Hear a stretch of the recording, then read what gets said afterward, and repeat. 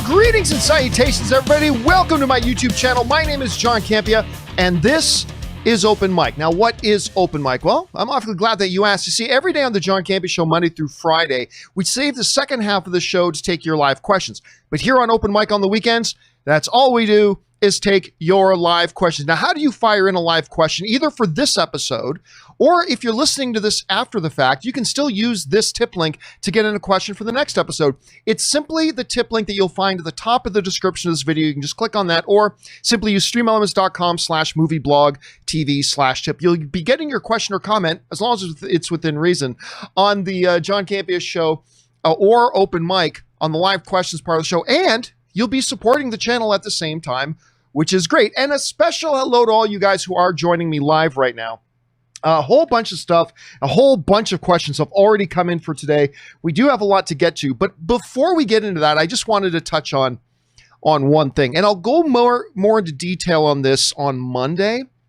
But Friday, I binge watched. I didn't do a John Campea Show on Friday because I wanted to binge watch The Umbrella Academy Season 2. You know, that's one of been my most highly anticipated shows this year. I mean, between Doom Patrol, The Boys Season 2, and of course, The Umbrella Academy. I really enjoyed the first season. So I binged watched Umbrella Academy Season 2, and yeah, I think I like it even more than the first season. I loved it.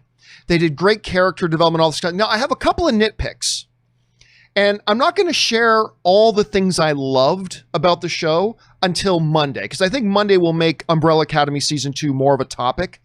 And I think by Monday, more of you will have had a chance to watch it.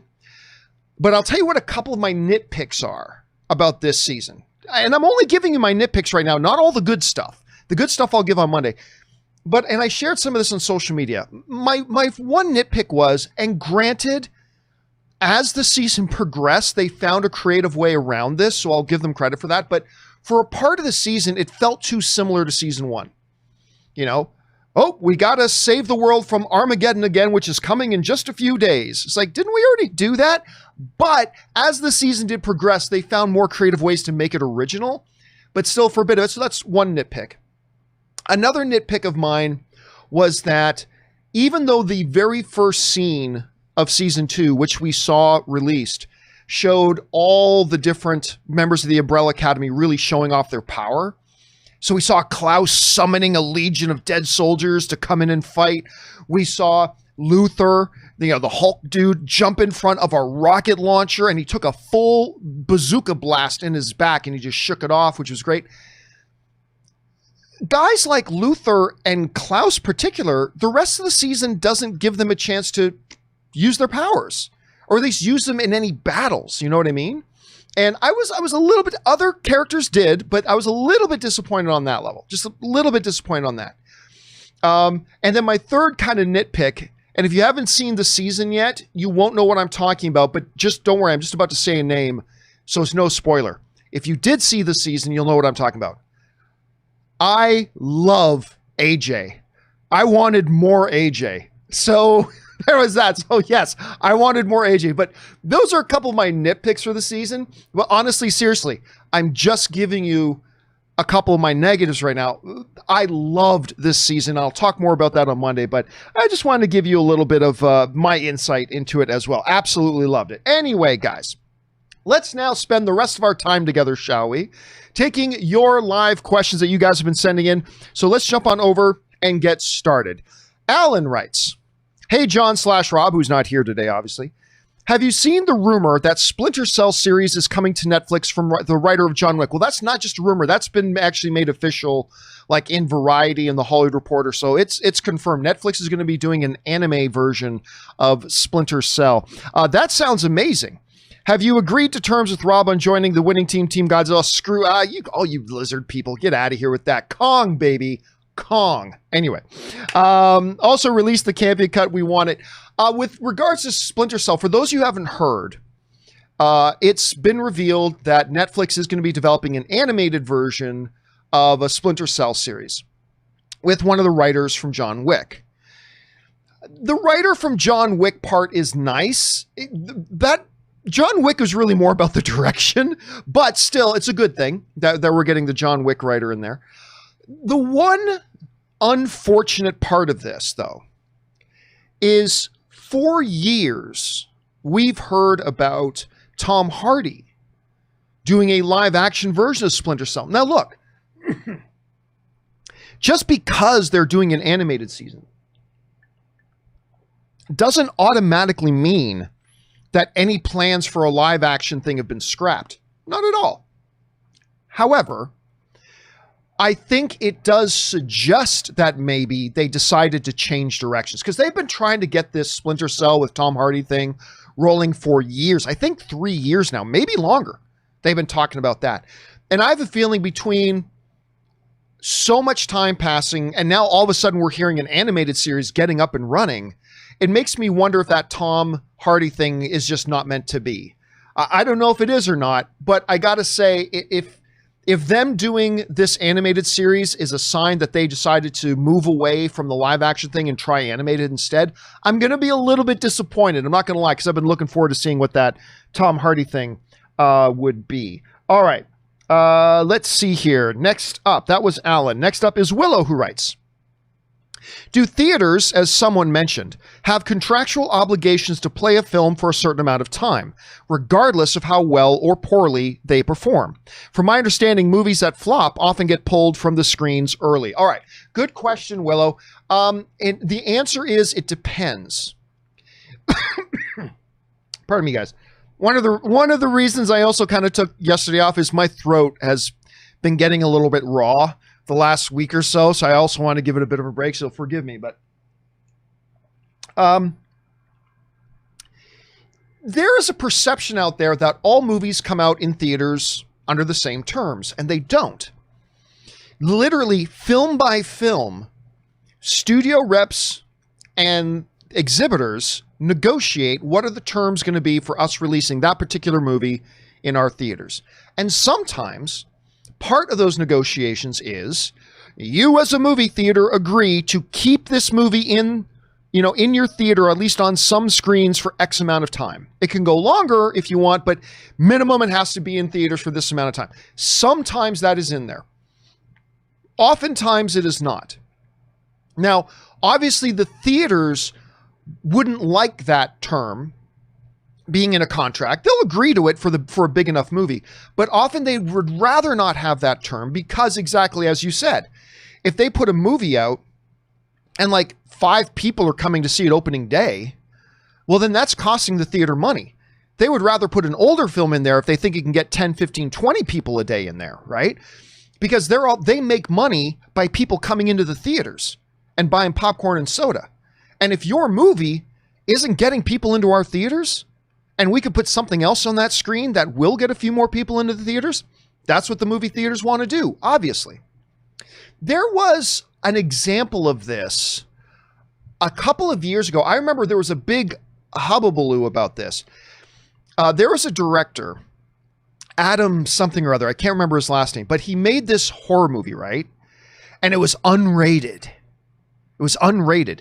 And AMC agreed to play it on their screens. Now, normally, theater chains like Regal, AMC, Cinemark will only play a movie on their screens if it gets a rating from the MPAA, at the time, the MPAA. And this little horror movie was going to go to screens unrated.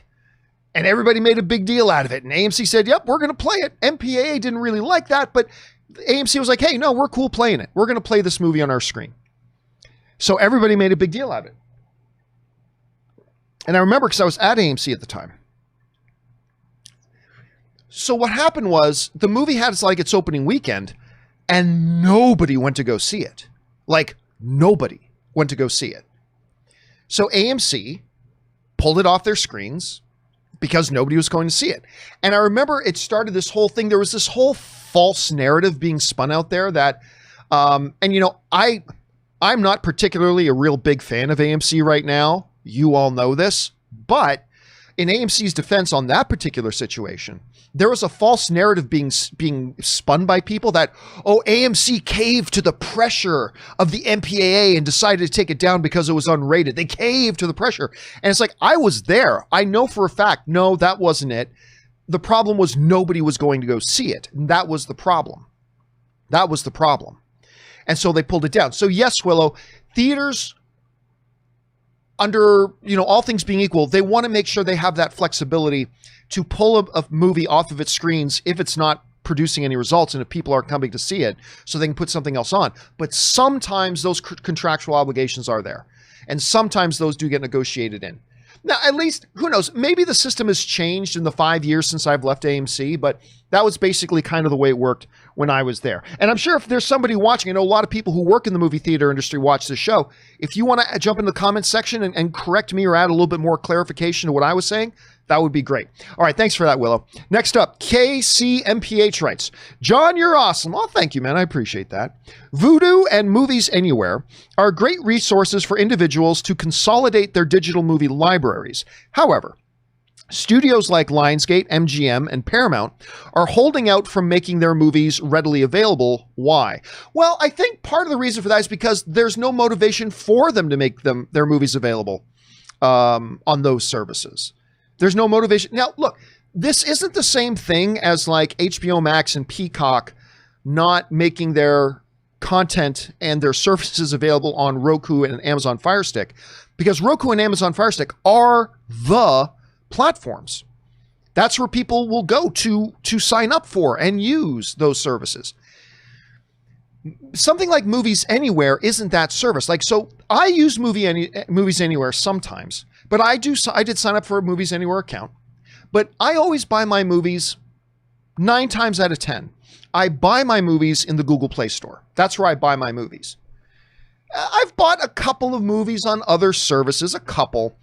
And so I did sign up for Movies Anywhere just so they could all kind of be in one place. But I very, very rarely open my Movies Anywhere app regardless. It's not like Movies Anywhere is the store where you go to buy the content, right? So for Lionsgate and MGM, their content is still where people go to buy it, right? It's still on iTunes. You can still buy it on iTunes, so that's where they have it. You can buy it on Amazon Prime, so that's where they have it. You can buy it on Google Plus, so that's where they have it. Movies Anywhere isn't really a purchase platform.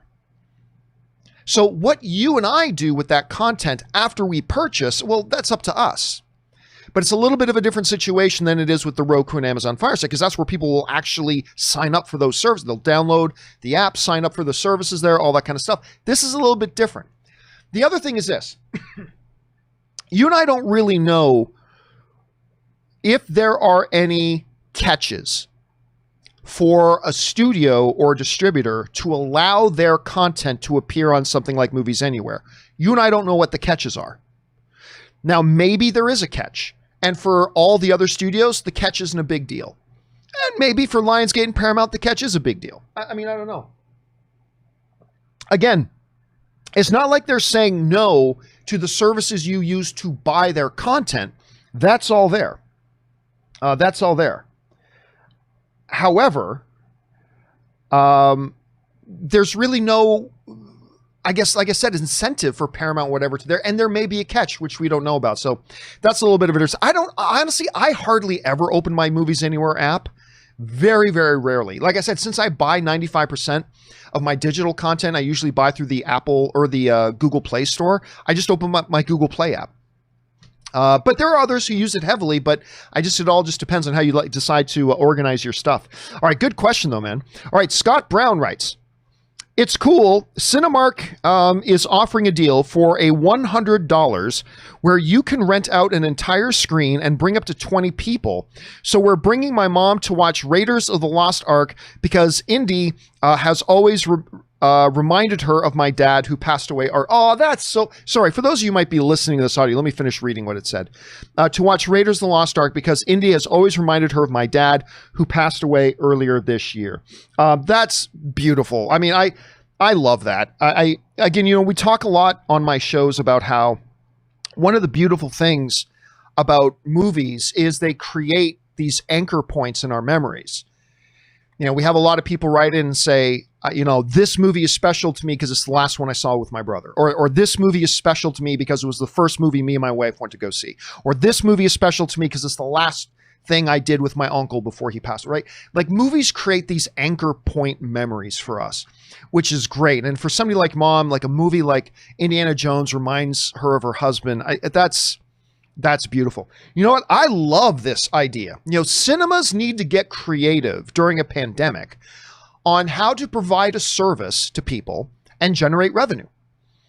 And hey, if we got no movies to play right now, rent out the theater. Hey, $100, come on in, pop on a movie for you and 20 friends. I mean, we were just talking about an Australian theater chain that's doing something like that, but they were charging $500. But they were also including like unlimited soda and popcorn for all the people who come. So that was a little bit of a different thing. But I think that's great. Listen, if you're Cinemark, I think that's genius because you're guaranteeing getting a certain amount of people into your theater. You're getting $100 when you probably weren't going to get that anyway right now. So you're getting $100. Plus, you're getting all those people in your cinema who are probably going to buy soda and popcorn and M&Ms and whatever. And that's where movie theaters really make their money. This is great. Listen, I've always said, we as consumers, we don't mind spending money if we think we are getting good value for our money. We're not afraid to spend money if we feel we are getting good value for our money. I think this sounds like a great idea. Get 20 friends together and say, we're going to rent out a theater for that's $5 each person for $100. And they're all going to go. We're going to watch something together, have a big communal experience. We're going to buy some soda and popcorn. So it's good for the movie theater. It's good for the consumer. This sounds like a great move on Cinemark's part. I love it. I think it sounds great. All right. Let's see here. Jelly Bean writes, hey, John, I know you're not a Dragon Ball fan. I am not. I wish I was. I've got some friends that are diehard Dragon Ball fans, but admittedly, I'm not a big Dragon Ball fan. I don't hate it. I'm not a fan of it. But with the fact that Dragon Ball Super Broly broke records and there being no sign of a future release, do you have any thoughts on why that would be? Thank you for everything you do and stay safe. Yeah, Dragon Ball Super Broly is a great example of making something really good out of very little. Like, if I'm not mistaken, I think the last time we talked about this, I think like the budget for Dragon Ball Super Broly, because it's relatively cheap to make, was like $9 million. $9 million it cost him to make that movie. The movie went on to make like 110, 115 million. Now, 110, 115 million dollars is nothing to throw parties about when it comes to movies box office. Unless you consider that the movie only cost $9 million to make. That's a pretty good day at the office. That is a pretty damn good day at the office. Why you don't immediately go into production on another one for another 10, 11, 12 million dollars? Because look, you got to figure, even if the next one takes a dip at the box office, you make another one for like 11 or 12 million dollars and it makes 80. That's a win. That's a big win. The only thing I can imagine as to why there hasn't already been an announcement about them making another one of those, or why they haven't already cranked out 6 more, like any day, every day of the week, $9 million investment for a $115 million return. I mean, granted, there's still marketing costs and theatrical. I get that, but that's still hugely profitable. It's still hugely profitable. I'm surprised they haven't made 6 more already. I'm surprised they don't crank out 3 more this weekend.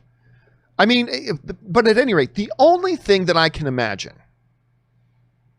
as to why they have not announced another one, and I gotta believe they will make another one, but the only thing I can even possibly conceive of as to why they haven't already is maybe they were under the impression that they were going to make a lot more. I mean, I don't know. At the end of the day, a movie making $115 million at the box office is nothing special. But from a business point of view, if you only spent $9 million in producing it, it's moneymaker. All you can ask is to make money. All you can ask for is be profitable. It was profitable. So again, the only thing I can imagine is that maybe in the back of their heads, they had counted on that movie making $200 million at the box office. And it only made half of that. So they were I mean, I don't know. Seriously, I'm grasping at straws here. I'm grasping at straws. Because if it was me, I would have already had 5 more of those things made. If it was me. I mean, absolutely. Good question, Jellybean. All right, Jellybean also writes, hello again. If you could have a dream DC villain in the style of Joker movie be made, who would it be about? I would love a Lex Luthor movie about Bryan Cranston as President Luthor. No limited Superman, just a basic rise and fall of Lex Luthor. I honestly, I'll be honest, that doesn't sound all that appealing to me. That just sounds like Bryan Cranston is just playing Breaking Bad again, right? The rise, corruption, and fall of the character. I don't know. That doesn't sound very unique. That doesn't sound very original to me. Listen, the reality is this. It doesn't matter. If DC decided they wanted to make another movie in the vein of Joker, and they wanted to find another character to do it about, it really doesn't matter which character they pick. It really doesn't. All that matters is the screenplay and how they execute it. That's all that matters. I often come back to this. Think about Doctor Doom. Doctor Doom, DC fan or Marvel fan, most people will agree Doctor Doom is one of the great comic book villains. He is one of the great comic book villains. But it doesn't matter that he's a good comic book villain. They've made 3 movies with Doctor Doom in them. How'd they turn out? Because it doesn't matter what character they pick. What matters is, do you then get a talented group of writers who know how to write a great story and then use that character at the centerpiece of this great story they want to make? And that's really all that matters. So it doesn't matter. Honestly, it doesn't matter if it's Lex Luthor. It doesn't matter if it's Cheetah. It doesn't matter if it's Solomon Grundy. It doesn't matter if it's Deathstroke. It doesn't matter. It just doesn't matter. It doesn't matter. All that matters is the screen name. But if you really wanted to push me against the wall and ask me to pick one that I think lends himself well to a theatrical version of what Joker was, the character to me that stands out that I think you could really do in a very gritty, very realistic feeling, very grounded, darker kind of thing. Honestly, ever since the, No Man's Land storyline, the one I have really thought would lend itself well to that, if you had to pick one, and I really don't think it matters which one you pick, but if you had to pick one, Cobblepot. It's Penguin. You know, when there was a period when the comics kind of shifted away from Penguin just being this kind of caricature, and they turned him more into an underground arms dealer, right? And like I said, I think it was in the No Man's Land storyline that really played very well to me. And I think you could take like an Oswald Cobblepot and kind of do a character like that, like in the vein of like, get away from the more comic booky edge, get a little bit away from that and really focus on those elements of Penguin. You could do something pretty special there. But again, it doesn't matter. It all comes down to who writes the screenplay and do you do a good job writing that sort of thing, making it feel grounded and gritty and all that kind of stuff. And if you do, you can pick almost any character and do it with. And if you don't, then it doesn't matter what character you do it with, it's not going to work, aka Doctor Doom. So that's my thoughts on that, Jellybean. Thanks for writing that in, man. All right, Jason Kuwait writes, analogy. Think of Roku / Firestick as 2 big malls full of online content. That's a very good analogy, actually. Peacock, HBO have opened up both their own stores and opened in smaller malls, but in the end, that doesn't replace the benefit of having a store in a premium mall in a premium location. Jason, that's actually a great analogy. That's a great analogy because, you know, you go to the mall. You want your store in the mall. It's wonderful if you got a little shoe store and you open it on the corner of 5th and Main by itself. That's great. And people can go there and buy the shoes. But it's not where all the people are shopping. All the people are shopping at this big mall. You want to have your location in there. Actually, Jay, that's a terrific analogy, man. I wish I thought of it. Well done, sir. Well done. All right. Timothy writes, El Camino, speaking of Breaking Bad, El Camino got a much-deserved Emmy nomination for Best TV Movie. But I'm concerned, well-deserved, I don't know. I got to admit, I wasn't thrilled with it. I didn't hate it. I didn't dislike it. I wasn't personally thrilled with El Camino. But El Camino got a much-deserved Emmy nomination for Best TV Movie. But I'm confused because it was released to Netflix and select theaters. Just like Marriage Story, which got Oscar nominations. Was this Netflix or the respected academies? How are these things determined? Listen, we actually talked about this the other day. I don't know. And that's one of the big problems that has come up with, what do you do with movies that are made for television services? Like, where should those fall? There are some people like Spielberg who have made the argument that, listen, television networks have always made movies, CBS Movie of the Week or ABC Movie, whatever. Television networks have always made movies for television. And because it's television, they have been nominated at the Emmys, which is the body created to honor artistic content on television. So if it's for television, it should be at the Emmys. That's what somebody like a Spielberg would say. And there, he raises a valid point. That is a valid argument. That historically, movies made for TV have always been honored, as they should be, but at the Emmys, which is the television medium ceremony, to honor that stuff.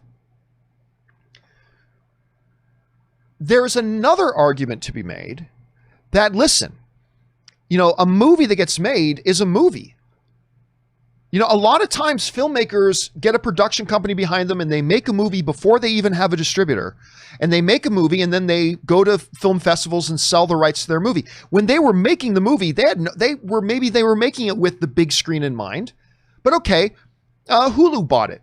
Or okay, Amazon Prime bought it. Or okay, Netflix bought it. And then it goes on to one of those services instead of to a big screen. There's an argument to be made that, hey, this was made as a theatrical movie. It just didn't end up there and ended up on television. So should it not then be considered to be honored with the stuff under the movie medium, the Oscars? So I think those are both two very valid arguments. I think those are both very valid points to make. On the one hand, movies made for television have always been to the Emmys. But you know, today, a lot of time, you always knew those movies were being made for television. Today, you have movies being made and they don't know where they're going to end up. So shouldn't they be honored with the rest of the majority of movies at the Oscars? And they haven't even figured it out yet. Because you're right. We're still getting situations where there are movies that are on Netflix or Hulu or whatever. And sometimes they get them nominated at the Oscars and sometimes they nominate them for the Emmys. And I think, and listen, I'm cool. Like I said, I see the rationale behind both arguments. They really do belong at the Emmys. They're on television, so let's honor them at the place where you honor content that's on TV. Versus let's honor the stuff that was made for the movie theater and it was exhibited on the movie theaters at the place that we honor that. I see that argument. I see the other argument of, hey, they made a movie. They made a movie. It shouldn't matter which screen it pops up on as to it getting honored for an Oscar. I see both arguments. I just think, because of the point you just raised, Timothy, I think they need to figure this out and just say one way or the other. Look, the movies on Netflix are great. So we're going to include them in the Oscar races. If it's a movie, it goes to the Oscar races, not the Emmys. But I also see the argument, hey, if it goes on television, then let us give it its honor and let us give it its due at the place where we honor the things that are on television. That's no bigger or smaller than it being, it's just figuring out where does it belong. And I think like the Directors Guild, I think the MPA, I think the studios, I think the Oscars, I think the Emmys, I think they all got to get together and sit down and say, okay, we need to come up with one rule. If it's a movie, regardless of where it shows, it goes to the Oscars. If it's good enough. Or the opposite rule. If it's something that went to television, then it's for the Emmys. And just recognize one isn't better than the other. It's just that we honor the stuff for television here or we honor all movies here. They just got to figure that out. Because right now, I don't know. I honestly don't know what it is. To me, it feels like right now they're sitting in a back room and flipping a coin. Where do we put El Camino? And flip a coin. I don't know. I honestly don't know. So I do think they need to figure that out and then clearly set a rule. And either one I'm fine with. I'm fine. All movies go to the Oscars if they're good enough, or all things that appear on television first go to the Emmys. I'm okay with either rule, but just come up with one, communicate it, and stick with it. That's kind of my thought on that, Timothy. Great question, man. All right. Wear a goddamn mask writes. Amen, man. Amen. Anyway, Bruce Willis has a lot of bad films. Yes, he does. Like Die Hard 4 and 5. Some would even say 3, although I kind of like 3, I admit. North, Look Who's Talking 2, Color of Night, Whole 9 Yards. You bite your tongue. I think the Whole 9 Yards with the great Michael Clark Duncan, that movie's awesome. I love the Whole 9 Yards. Anyway, the Whole 10 Yards, yep, I'll agree with you on that one. The sequel was nowhere near as good as the original. Death Wish was terrible. Cold Light of Day, Death Wish again, it's so bad it had to be mentioned twice. G.I. Joe 2, he was just like a cameo in that, though. I wouldn't worry about that. Set Up with 50 Cent and the Oscar-winning Cop Out. What do you think is the worst? Man, it's hard not to say Death Wish. Death Wish was so bad. G.I. Joe had some redeeming qualities, but then again, I don't even count that. That's not a Bruce Willis movie. He has a very, very small part in it, and then he's gone. I wouldn't count that, to be honest with you. But and also, while I did not really like G.I. Joe 2, it's not bad. I mean, it's not bad.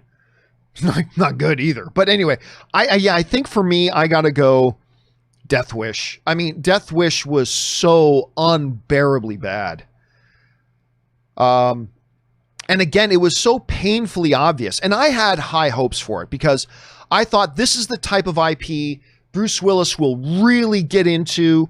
And, you know, you had Eli Roth directing it. And I really like Eli. I like him a lot. I've had the opportunity to get together with him and chat with him on a number of occasions. And I really like him. And I like the sensibility he brings to movies. He really tries like really weird stuff. And I've always appreciated him for that. So, and of course, the original source material is so great. I had a lot of hope for Death Wish. And I thought the trailers looked good. But man, 5 minutes in, you could tell, oh my God, this is going to be really bad. And you could just like...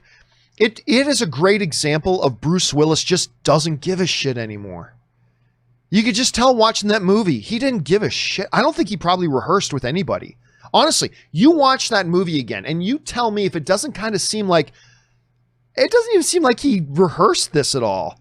I think he knew his lines, but it feels like he just went in there and just floated through it. I mean, it's really disappointing. So I'm going to go with Death Wish on that one. Anyway, Mr. Hoover writes, but a lot of worthy contenders for that. Mr. Hoover writes, hey, John. 1, Variety is reporting Splinter Cell is coming to Netflix. We just talked about that. As an animated series, what are your thoughts? Who should voice Splinter Cell? The original voice actor from the game, what do you think? I think it's completely irrelevant, honestly. I mean, I already talked about my thoughts on maybe it coming to Netflix. Or actually, it looks like it is, and I'm totally cool with that. I'm just a little disappointed it's not the Tom Hardy live action thing that we were hoping for. But who should voice it? Completely irrelevant. Makes no difference at all. No difference at all. You know, there are some people who say you can't do any Optimus Prime unless it's Peter Cullen. And I love Peter Cullen. Don't get me wrong. I completely love Peter Cullen. But guess what? I just watched the new Transformers series on Netflix. It's not Peter Cullen. And it was still great. I've got some issues with the new Transformers. I'll talk about the Transformers series on Monday as well. I've got a couple of big issues with it, but still, it worked perfectly fine without Peter Cullen. Did not need to be Peter Cullen. I forget the name of the guy who did the original classic voice of Megatron. They went with somebody else. Totally worked. Really doesn't matter to me. If you want to go and get the original voice actor from the game, no problem with that. Great. It'll make the fans of the game happy. Won't mean anything to anybody who comes to watch the series that didn't play the games.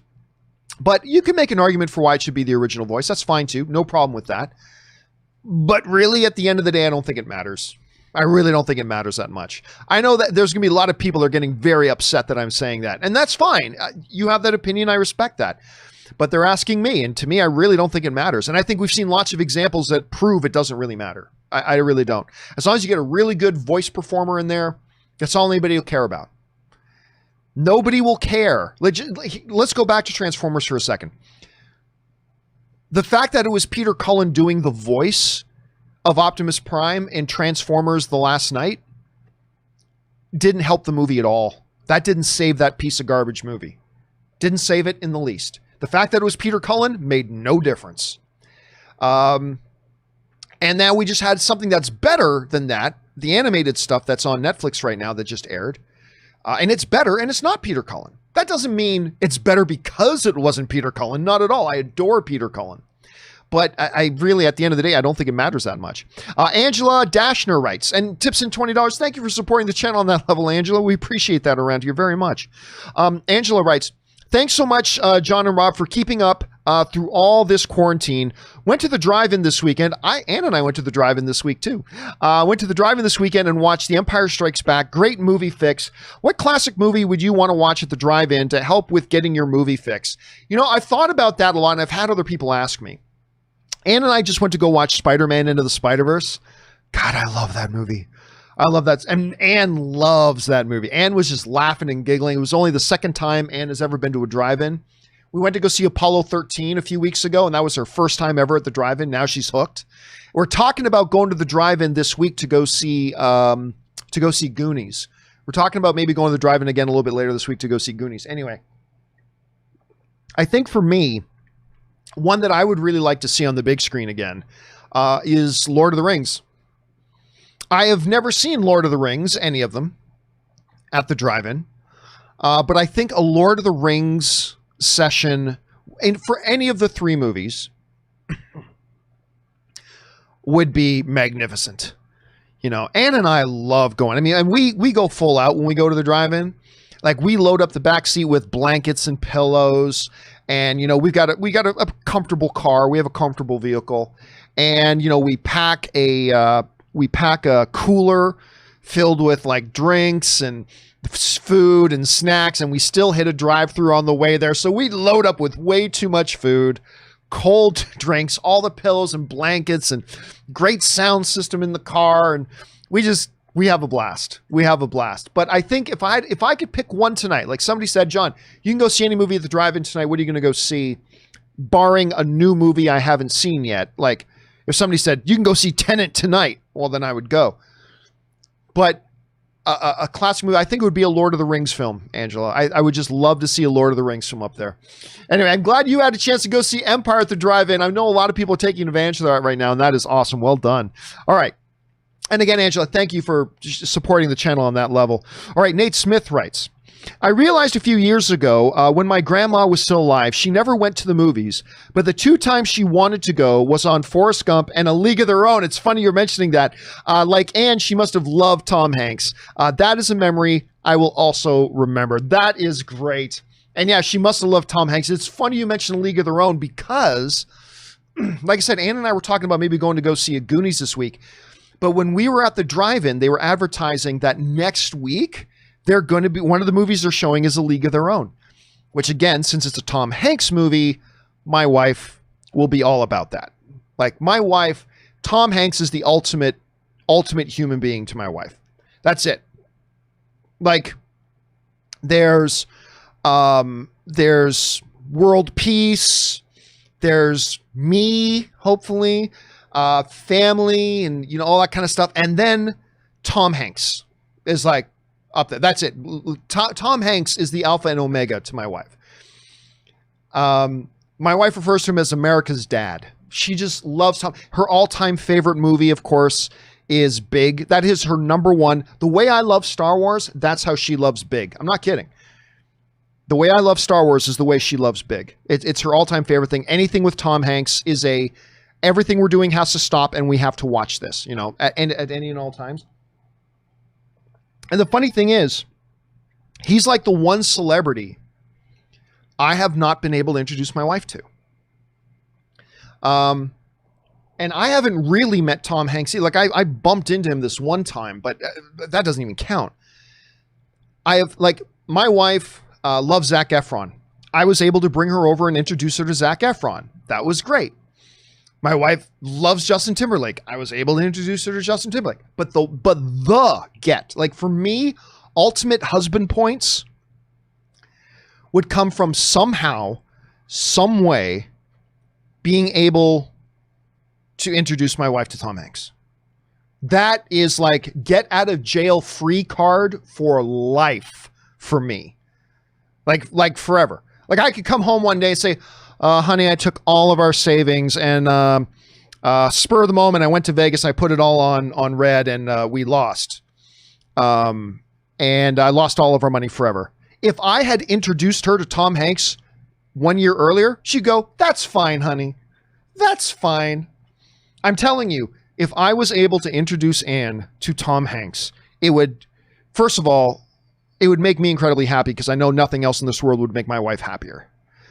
But it would also, for me, again, get out of jail free card for life. For life. So someday, I've told you guys this before, and I will tell you again. Someday, I don't know when, but someday, whenever I get back on Twitter, because obviously I turned off my Twitter like almost a month and a half, almost 2 months ago now. But I'll turn it back on at some point. Right now, it's just a horrid cesspool where everybody's just talking about terrible things. Anyway, someday, I'm going to turn on Twitter, and I'm going to do a totally spammy thing that is I feel bad about, but I will do a bad thing for my wife. Someday, I'm going to turn back on Twitter, and I'm going to ask everybody who follows me on Twitter, not today, don't do it, but someday, please retweet this to Tom Hanks, everybody. And if I can get like 80,000 people to all retweet, nothing would make Anne Campia the happiest woman in the world than being able to meet Tom Hanks for 5 seconds and get everybody to retweet. It's a totally bad thing to do. It's spamming some poor dude out there, and Tom Hanks, he's not asking to be spammed, but I will do the dark thing to make my wife happy. And if I can do, so someday I'm going to ask you guys to help me out with that. And we'll see if we can pull off a Christmas miracle and get my wife to meet Tom Hanks at some point. Let's see. Was that Nate? That was Nate. Next up, Travis Goodell writes, who sends in a $20 tip. Thank you so much, Travis, for supporting the channel on that level, man. We appreciate that. What do you think of this service? Will it be a good addition for subs? And you just gave me a link. Dude, I don't know what it is we're talking about. Guys, listen, please. When you write in a question, tell me what it is we're talking about. Right? Because everybody's sitting around here and we don't have time for me to go and do research now on a website. I mean, let me at least see if I can open the link, but I don't know what it is we're talking about right now. So hold on a second. Let me see if I can open this link.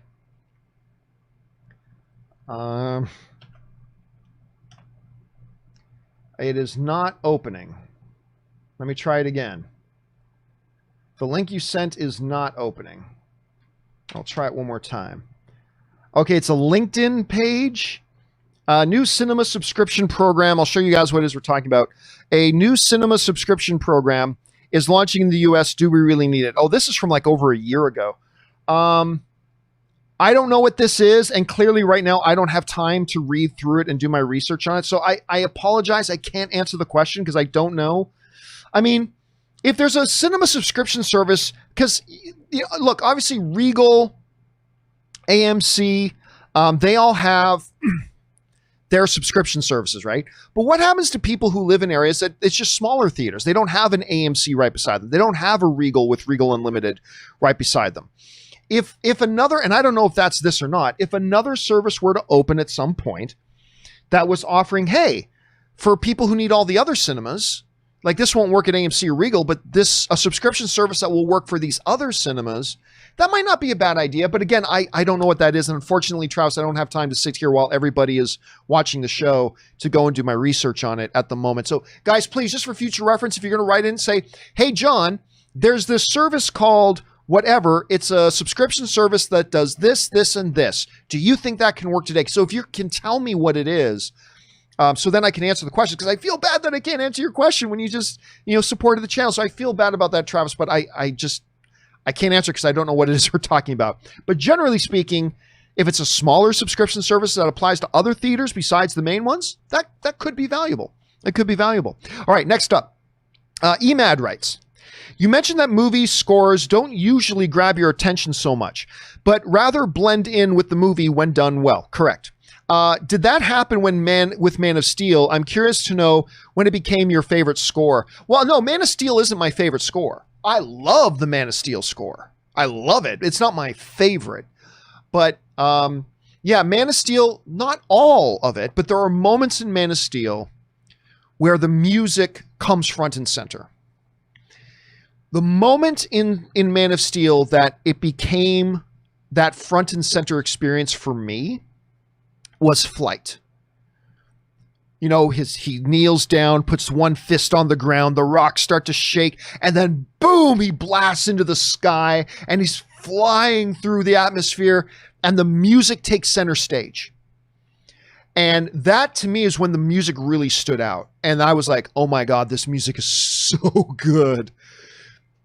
And now whenever I listen to the Man of Steel soundtrack, whether it's Flight or the other track I really love and I listen to almost every other day, is called What Are You Going to Do When You're Not Saving the World, is the name of the track. And I can just, whenever I hear those, I see the movie in my head. You know what I mean? Particularly that flight scene. So that's when it really stood out to me, Emad. All right, next up. Timbula the Spider Monkey writes, hey, John. I know you're not likely to give it a go, but I just wanted to gush about Ghosts of Tsushima, especially the fact, I'm sure I'm mispronouncing that, especially the fact that you can play Kurosawa mode, which puts an old film stock filter on it and has Japanese audio and English subtitles. Okay, that game already looks good, but that sounds amazing. Yeah, the reality is I'm not going to play it because it is a console game and I can't play console games. I cannot... I am strictly a mouse and keyboard guy. I mean, I'm going all the way back. Anything other than Mario Kart, I had a hard time playing even on the old Nintendos. You know when I really began to have a hard time with console controllers? And this is just the way my brain's wired.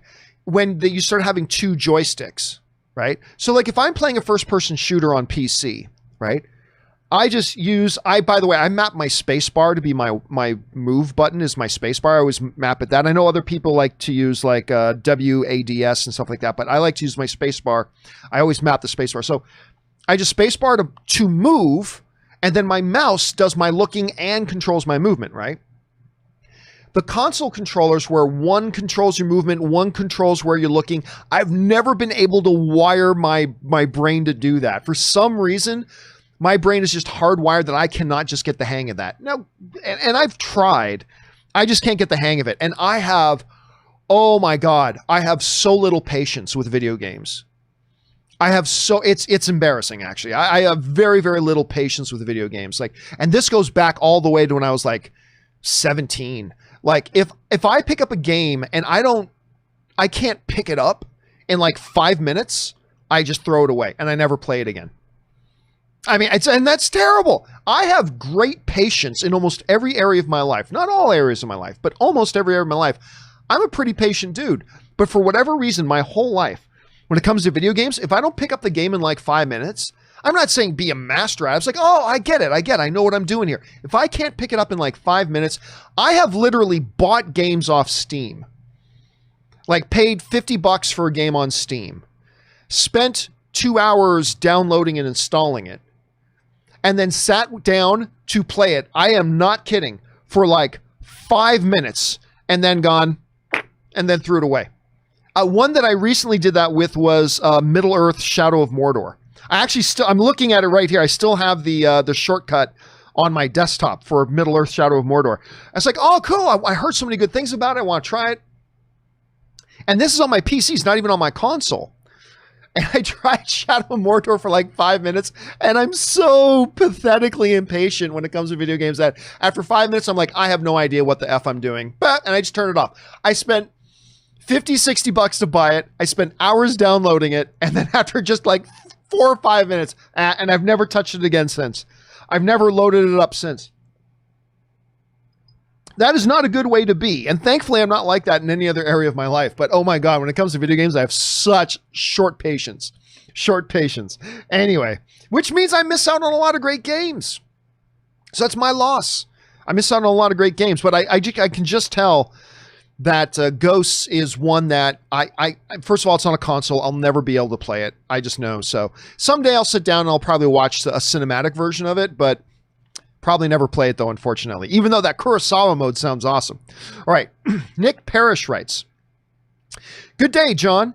You know, I don't think the AMC Universal deal is as much about desperation as much as it is about Milli Vanilli leadership at AMC. AMC just inked a financing deal that could get them well into 2021. So there was still time to talk. And 17 days? Oh, listen, I know. But it's not just a matter of desperation or being Milli Vanilli leadership. It's a bit of both. You can be in a desperate situation and have strong leadership.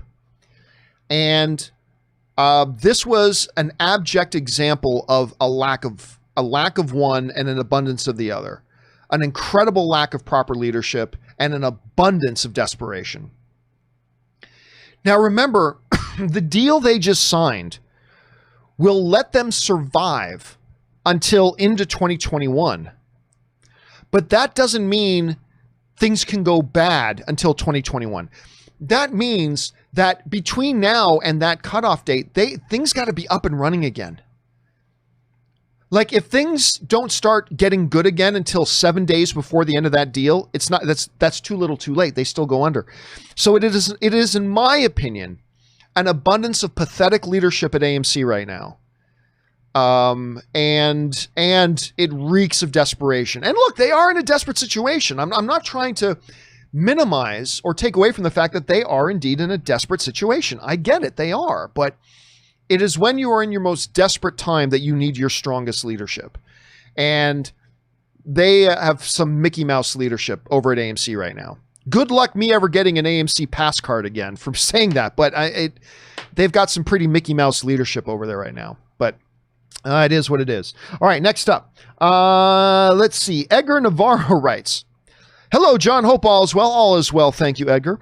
So I've been on a musical binge lately, and I was thinking with Marvel making different genre films, could we see a musical superhero film, or am I just crazy to ever think that? I don't think it's ever going to happen.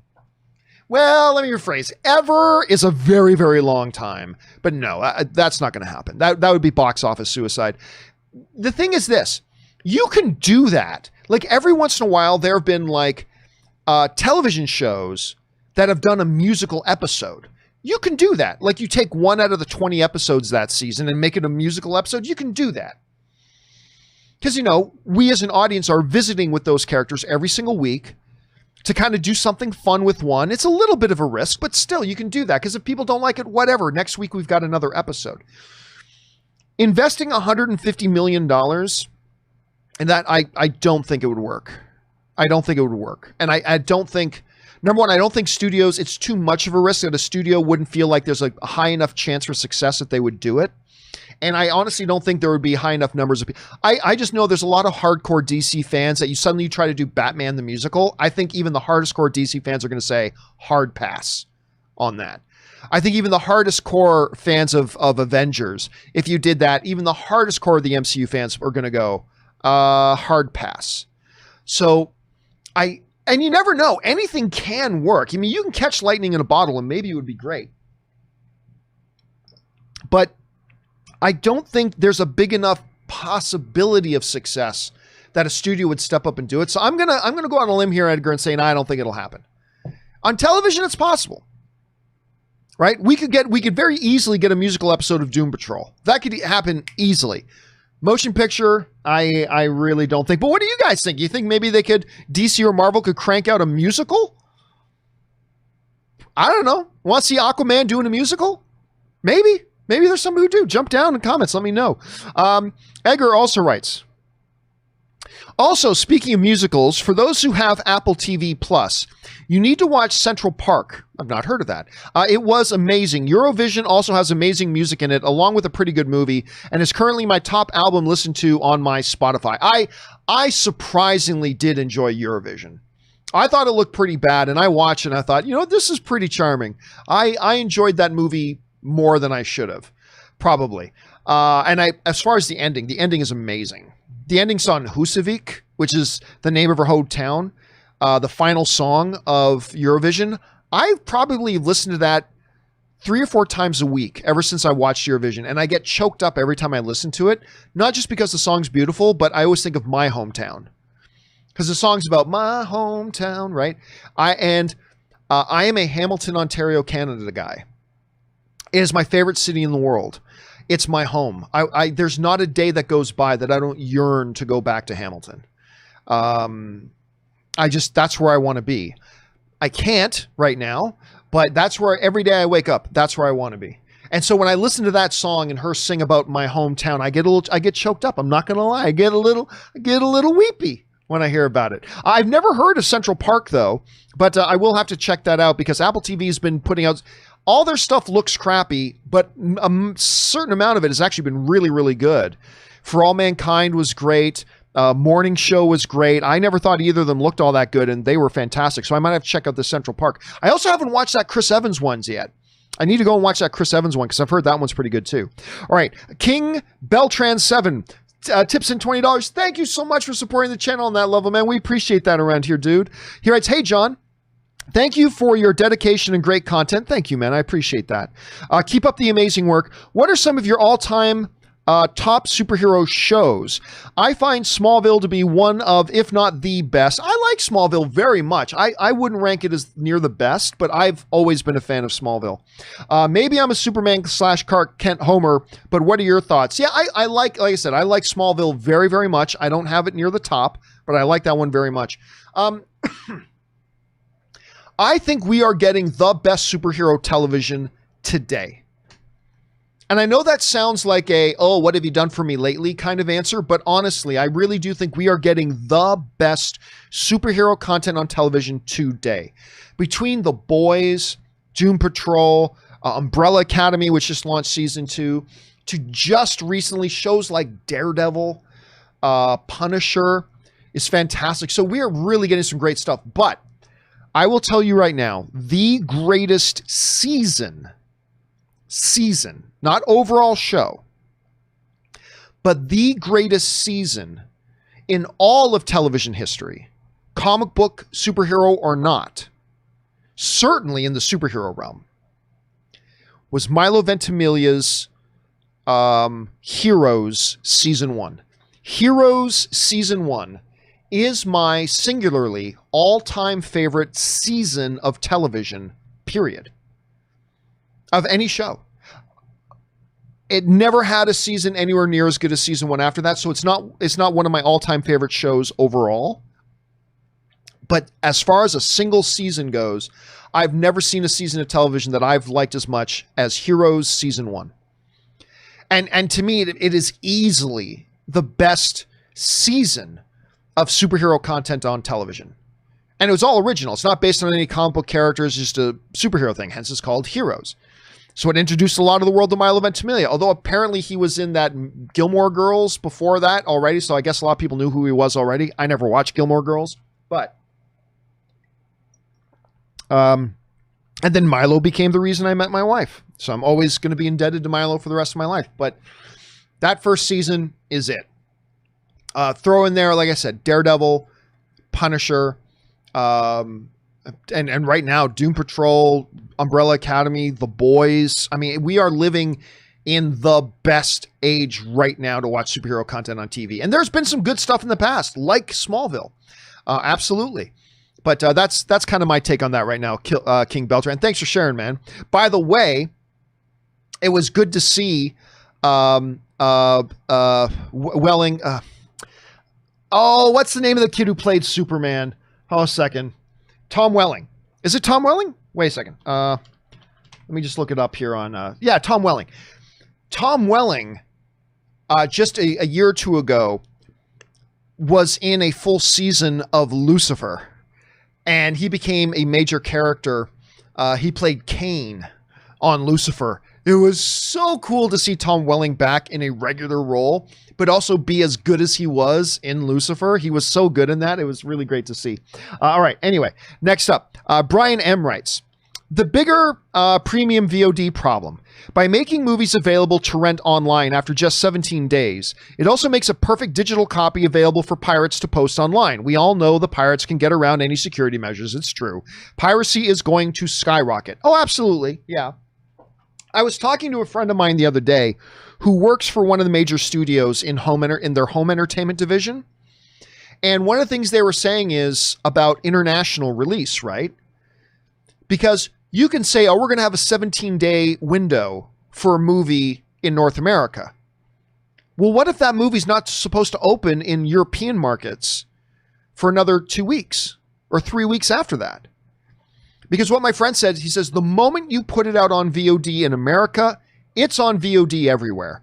Because everybody in the world now knows how to use a VPN. Everybody knows how to use a VPN. And if they don't, they're going to get, the moment it comes out on home video, it's going to be pirated like crazy. That is going to be one of the big problems they face. It is absolutely going to be one of the big problems they face. So it's something they're going to have to try to figure out. Especially when it comes to the global market. So that's a good observation, Brian. All right, next up, Ryan Trabuco writes, hey, John, I heard your points about Comic-Con at home on the show yesterday, and I agree 100%. Nothing beats the in-person experience. Absolutely. And living in San Diego, the month of July is typically one of our biggest months in hospitality and economic activity. It sure is. In July, San Diego hosts the LGBTQ Pride and Comic-Con successive weekends. Pride itself brought in at least 200,000 people in 2018. Comic-Con, meanwhile, brings in $150 million worth of regional economic activity, according to the convention board. And Ryan also writes, whoops, third post on this Comic-Con topic, wrapping up. COVID has definitely had a negative impact this summer. San Diego Pride and Comic-Con were held over Zoom, which... you ever watch a parade on Zoom? Not really exciting. Nothing beats the in-person experience. And yeah, I guess, so we were talking about how Comic-Con did Comic-Con at home. And we talked about a Variety article, a very well thought out Variety article that basically explained Comic-Con at home was a bust. That social media activity surrounding Comic-Con dropped 95%.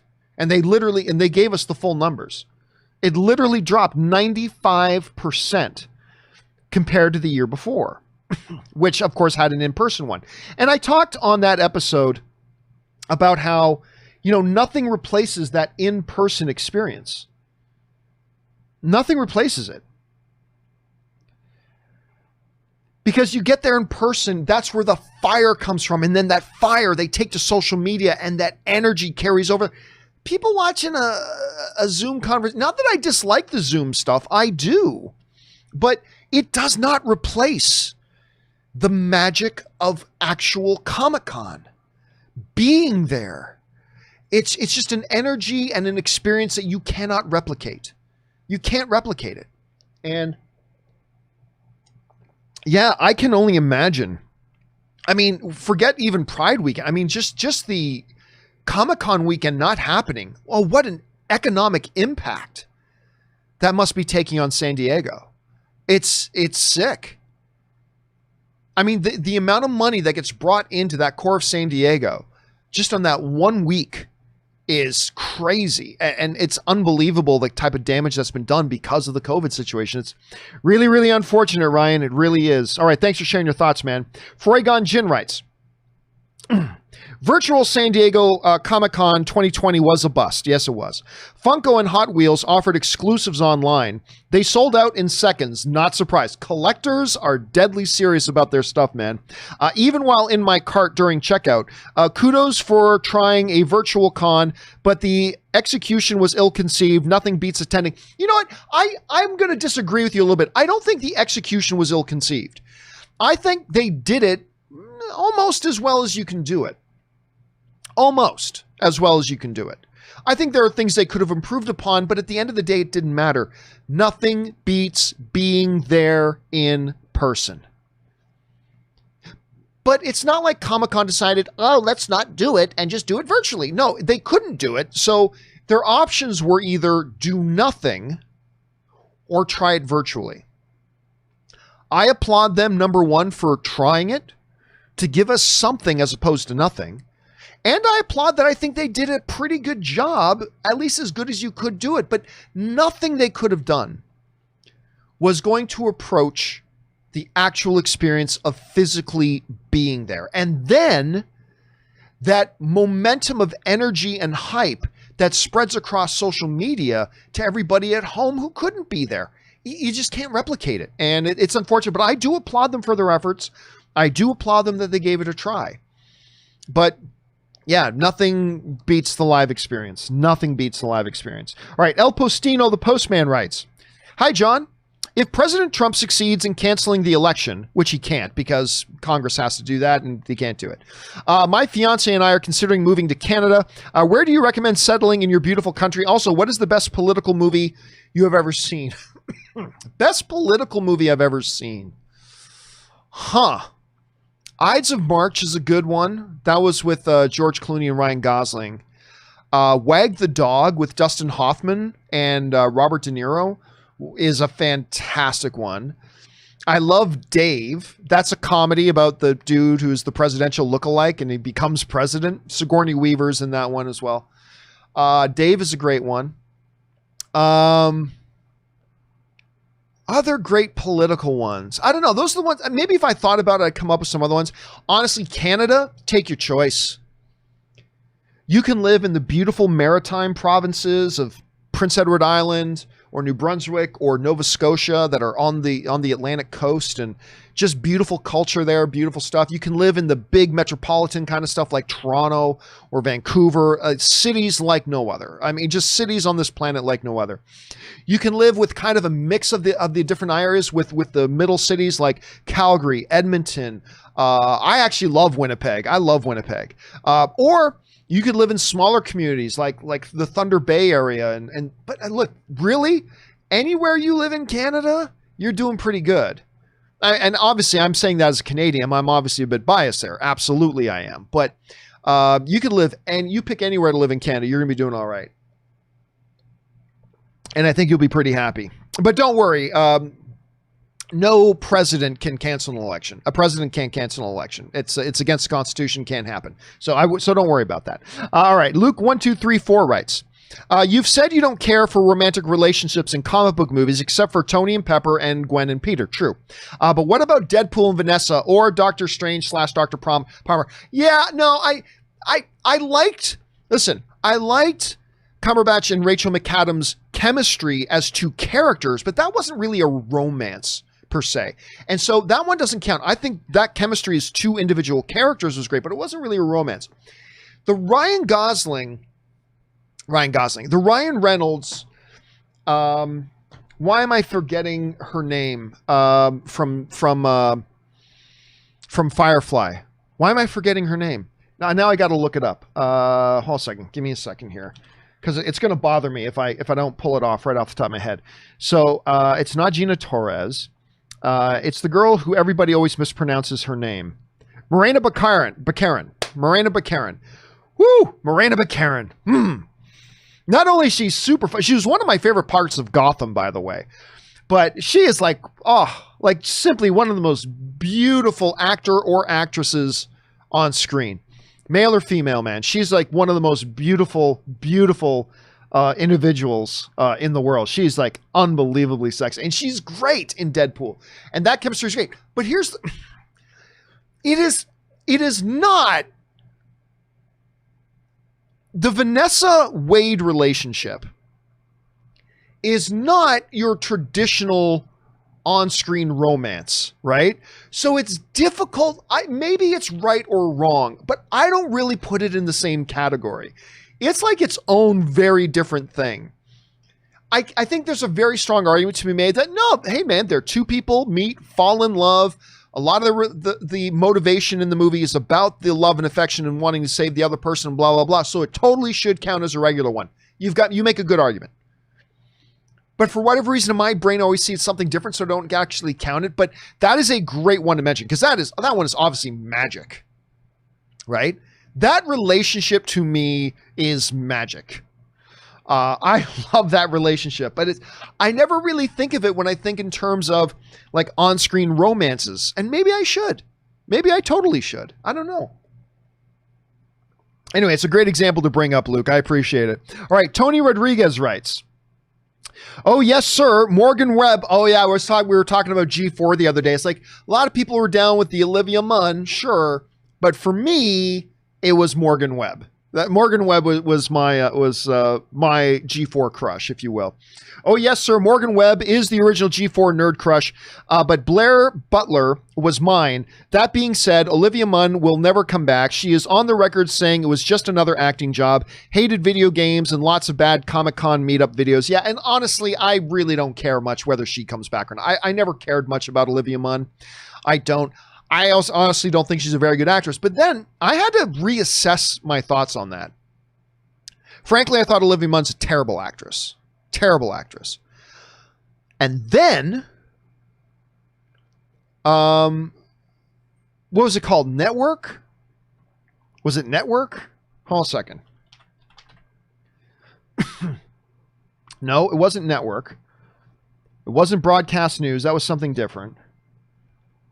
What was the name of the show that was just, hold on a second. I know the show, but I got to remember, I got to see if I can remember the actual name of it.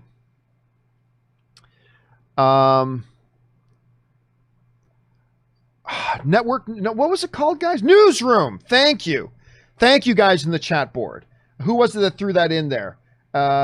Jeremy King wrote that in there. Yes, Newsroom. That's the one, right? Yes, it is. Okay. So I always thought Olivia Munn was a terrible actress. And then all of a sudden, oh, and she's done numbers of things that make it very clear that she's a terrible actress. But then out of nowhere, she did this show Newsroom, acting alongside a very good cast of actors.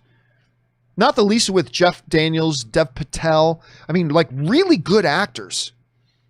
And I saw that she was in it, and I thought, oh my gosh, Olivia Munn is going to stick out like a sore thumb in this, because not only is she not a good actress, she's surrounded by really good actors, which is going to make her look even worse. Because everything I'd seen her in, she had been quite bad in. But then Newsroom came out. And I had to do a double take. Because I'm like, can somebody please tell me, when the aliens came to Earth and swapped out Olivia Munn with a more talented doppelganger, because this can't be Olivia Munn, because I will tell you what, Olivia Munn is not just serviceable in Newsroom, because sometimes with questionable actors, all you just hope for is please do something at least serviceable. Olivia Munn was not just serviceable in Newsroom, she was fantastic. This is coming from the guy who's watched all of her other stuff and thought, this girl cannot act. I mean, she's not a good actress. She has no talent for this business.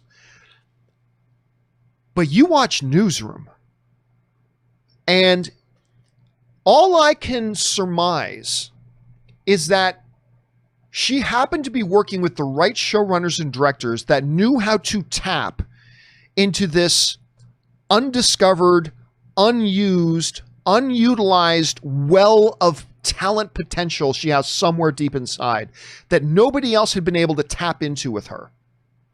Because in that series, she was great. Like capital G, great. And it made me have to really reassess how I looked at her as an actress moving forward. Now, again, I still don't think she's good in almost anything else she was in. But clearly she has that potential. And it wasn't like a fluke, because it's not like one movie, right? Where, okay, she popped up in this movie, she didn't seem so bad in that movie. No. This was episode after episode after episode after episode after episode. She really had a commanding, powerful on-screen presence, made me believe in multiple dimensions to the character, and she was fabulous. I am still to this day wonder if an alien being body swapped her out for a more talented doppelganger. That's how good she was in it. So now, it's, to me, all I can think about is that it must be that she needs to be in the hands of the right director and the right storytellers to really know how to tap into that potential she has, because she's got it. She's got it. It just lays dormant most of the time, but when she's able to tap into that, she clearly shows she's got potential to be a star. Really does. And I was tremendously impressed with her. So I'm always curious to see what might happen with her in the future. I always am. Anyway, sorry I went rambling on that for a bit. Next up, Mr. Steele writes, I was afraid you'd take my head off yesterday for my query on Ashley Mova not being an in-house related question. Oh, that was perfectly fine. Am I the only one concerned that no one has heard from Feige recently? Just to say things are still moving, a small set photo, something to keep us excited. Nah. I mean, what's the point? There's no point in doing any of that, right? There's no need for Feige to come out and say anything right now. Feige knows when they drop the next trailer for Black Widow, or they drop the first trailer for Eternals, it doesn't matter if they needed to go silent for 5 months. It doesn't matter. He knows that as soon as they drop that, we'll be back. And there's something to be said about not wearing out your welcome. Like, seriously, honestly, what would it accomplish for Kevin Feige? Hey, guys, just want to give you another update. We're still coming. It's not going to make it come any faster. You know? So I think Kevin Feige is focusing on what he needs to focus on, which is his movies and his shows and his stories that he's telling. There's no need to go out and play PR right now. He knows that. I think it's perfectly fine. So no, I wouldn't be concerned by that. As a matter of fact, I would suggest what Kevin Feige is doing right now is absolutely the right thing. If there's nothing material to say and communicate to the audience that the audience needs to know right now, then don't. Only speak when it's important to speak. If you're an executive like Feige, only speak when it's important to speak. And if there was some big drama going on around a Marvel property, well, maybe he would need to, chime in and say, but really there's not. I mean, we're in the middle of a pandemic. Everything's been postponed. Everything's been delayed. They're slow to get things moving again. Okay, we all know this. There's nothing to say. So if you speak too often as an executive, if you speak too often when there's really not much to say, then you speaking won't be all that important. If you only speak when there's something important to communicate, then everybody will pay attention when you speak. And that's why I think it's probably good that Feige isn't talking right now, because there's nothing to say. And it'll be back. It'll come. We'll see. All right, Limping Buffalo. This is in reference to my stuff the other day. Limping Buffalo writes, John, since many of us have enrolled in the Campia University of Movie Logic, what type of degree do we earn? Is there a test at the end of 9 weeks? And do we get extra credit for observations? Oh, well, I'll tell you this. You guys are all, what are they calling it when you just take the course, but it's not for credit? Auditing? Yeah, you guys are just all auditing it. You're not getting the degree. You have to send me $15,000 in tuition, and then I will send you out a degree. A bachelor's degree in filthonomics. We'll call our movie degree a bachelor's degree in filthonomics. But you can't just be auditing the program. You got to be actually enrolled. And I have just made up a number off the top of my head. Enrollment and tuition is $15,000. There you go. $15,000. And you can be the envy of all of your friends with movie filthonomics bachelor's degree. It can be yours. I'll even send it to you in a nice framed glass frame with the diploma in it and everything. We'll make it all official like. So there you go. Thanks for writing that in, Limping. All right, AMC Broom Closet Days. Those were good days. Writes in, as a content creator myself, I need your advice. How do I deal with negativity online, especially Twitter? Afraid if I delete Twitter, I'll miss the misconceptions going around about my content that could potentially hurt my channel. How do you deal with it? Well, there's a couple things. When I worked at AMC and Collider, whenever we hired a new person, particularly a new person that was going to be an on-camera personality, whether it was a host or a commentator or whatever, after them being hired happened, one of the very first conversations I would have with them, not during the hiring process, but afterwards, would be the conversation about, listen, and this goes all the way back to the AMC days. You right now are putting yourself out there. If you're going to be on camera and there are going to be thousands of people watching, sometimes tens of thousands, sometimes hundreds of thousands. If you're going to put yourself out there and you're going to be on camera expressing opinions, I'm not telling you that it might happen. I am telling you it is going to happen on a daily, maybe, or on a weekly, maybe even a daily basis. you are going to see a bunch of crap being hurled your way. It's just a part of the reality. Listen, just the average person on social media giving their opinion on social media, they're going to get negativity thrown at them no matter what. And I would often joke about, but it's true. I could get on here and say, you know, we should save that little orphan baby from the shark. And I'll still get 5,000 people telling me why it's stupid to try to save that baby from the shark. I'm just telling you. And I would have this conversation with every single person that we would bring in. And to this day, I mean, you can ask Chris Carr. Like, I sat down with Chris Carr. Once she got the gig working with me, I sat down with her and we had this conversation. Say, look, I know you've already been online with other things, but you're doing opinion-based stuff now. And once you do, you need to be prepared that you're going to get negativity thrown. It's going to be, there's also going to be a lot of great positive stuff for sure. And the positive stuff will greatly outweigh the negative. But you just have to understand that is a part of the gig. And you can't let it rattle you too much. You just can't let it rattle you too much. If you come out and give your opinion with some level of conviction, you got to understand you're going to get negative feedback from some people. That's just the gig. And you have to be prepared for that.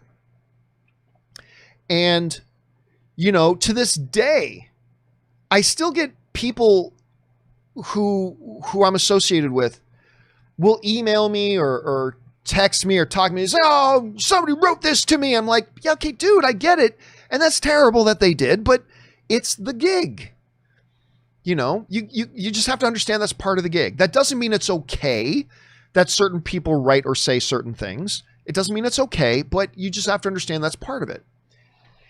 So I would say the part of dealing with that stuff is just understanding it's a given. That is going to be there. That's just going to be there. Just like I'm putting on a clean pair of underwear, but I'm afraid at some point it might start to stink. Guess what? Your underwear at some point is going to start to stink. That doesn't mean you don't wear your underwear. That's just part of the reality. Change your underwear every day, go do your laundry, you deal with the stuff, but it is what it is. So you just have to accept it.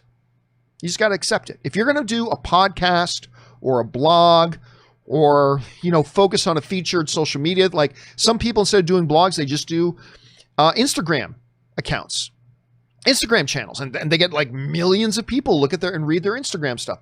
Look, whatever it is, if you're going to do a platform where you're giving an opinion, you're going to get negative feedback. It's just going to happen.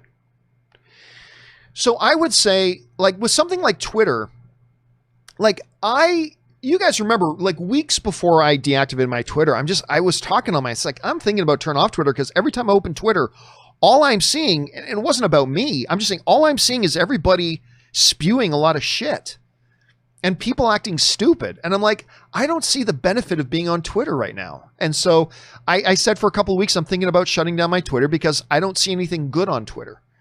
Like everything I see on Twitter is just negative shit. And like, it's not good for the soul. So I shut mine down, but you don't shut it down because of, you know, whether you're getting negative feedback about your own personal stuff. Listen, every day that my Twitter was on, and I've got like, I don't know, like 80,000 followers on Twitter. That means every day I'm going to get some negative stuff on Twitter. Of course I am, because for a living, I give my opinion. Part of the gig is you're going to get negative feedback. So I would say don't turn off your Twitter because of that. Because, pardon me, it is part of the reality of it. That's all. Again, I'm not saying it makes it acceptable that some of the assholes out there write to you or say some of the things to you that they're probably saying. It doesn't justify it, but you just got to accept that that's part of the reality of doing what you do. And then you got to evaluate, then is this something you want to do? And that's what I would say to people who would work for me before. It's like, you got to understand you're going to get this crap. No matter what you say, you're going to get this crap. You could say air is good and you're going to get crap from some people. So you got to decide if this is still what you want to do. Because there's no getting rid of it. It's there. You know, and you just got to decide if that's what you want to do. You just got to accept that's part of the gig. You got to accept it's part of the gig. Anyway, that's the best advice I can give on that, my friend. All right, Ryan Lohner writes, I've never really come to like good Canadian. I've really come to like good Canadian kid Yusuf Gatewood, who was just in Umbrella Academy season 2. After seeing him in the originals, Good Omens, and now Umbrella Academy, all as very different characters. He's also now reportedly in the running to play Moon Knight. Oh, I've never even heard of that, which would be awesome. For those of you who don't know who this guy is, hold on a second. Yeah, my wife used to watch him in the originals, because my wife watched that show for a few years. This dude is a terrific actor. He is a terrific actor. And, you know, he plays one of the guys in the 1960s that he is fabulous. And he's really good in this season. Whenever I do see him pop up on screen in whatever role, I always enjoy watching him. I had no idea he was Canadian, though. I had no idea he was Canadian. Actually, now I got to go click on his full bio. Where's his full bio? Does it say where he was born? Doesn't say where he was born, but I'll just take your word for it. I'll take your word for it that he's a good Canadian kid. And it's always good to see a good Canadian kid succeed, but I'm with you, Ryan. I think this dude's awesome. I love seeing him, and he is wonderful in Umbrella Academy Season 2. Absolutely. Thanks for mentioning that, man. All right, AMC Sucks writes, John, the last time I got to pour that hot butter goodness down a straw on my popcorn was on opening night of Birds of Prey. I'm having withdrawals because grocery store popcorn just doesn't taste or smell the same. I'm sure I'm not the only one struggling. Dude, I'll tell you what, I'm not even a popcorn guy. Like, when I'm at home, I don't buy popcorn to eat at home. I don't make popcorn at home. Anne will every once in a while, and I'll pick at hers a little bit sometimes, but I'm not even a popcorn guy. But when I go to the movies, I got to get popcorn and soda. I don't know why. It's a Pavlovian response. Ring the bell and I'll salivate. Like, I walk in the door of a theater and all of a sudden my there's a mental thing. Like I said, it's a Pavlov's dog response. My mouth starts to water. Actually, just thinking about it right now, you have no idea. Right now, my mouth is watering like crazy. Thinking about walking into a movie theater and getting movie popcorn. So I don't even eat popcorn at home. So you can't replace that experience. Can't replace it. And it is one of the things, man. It's just part of my what's the word I'm looking for? It's part of my ritual, man. It's a part of my movie going ritual.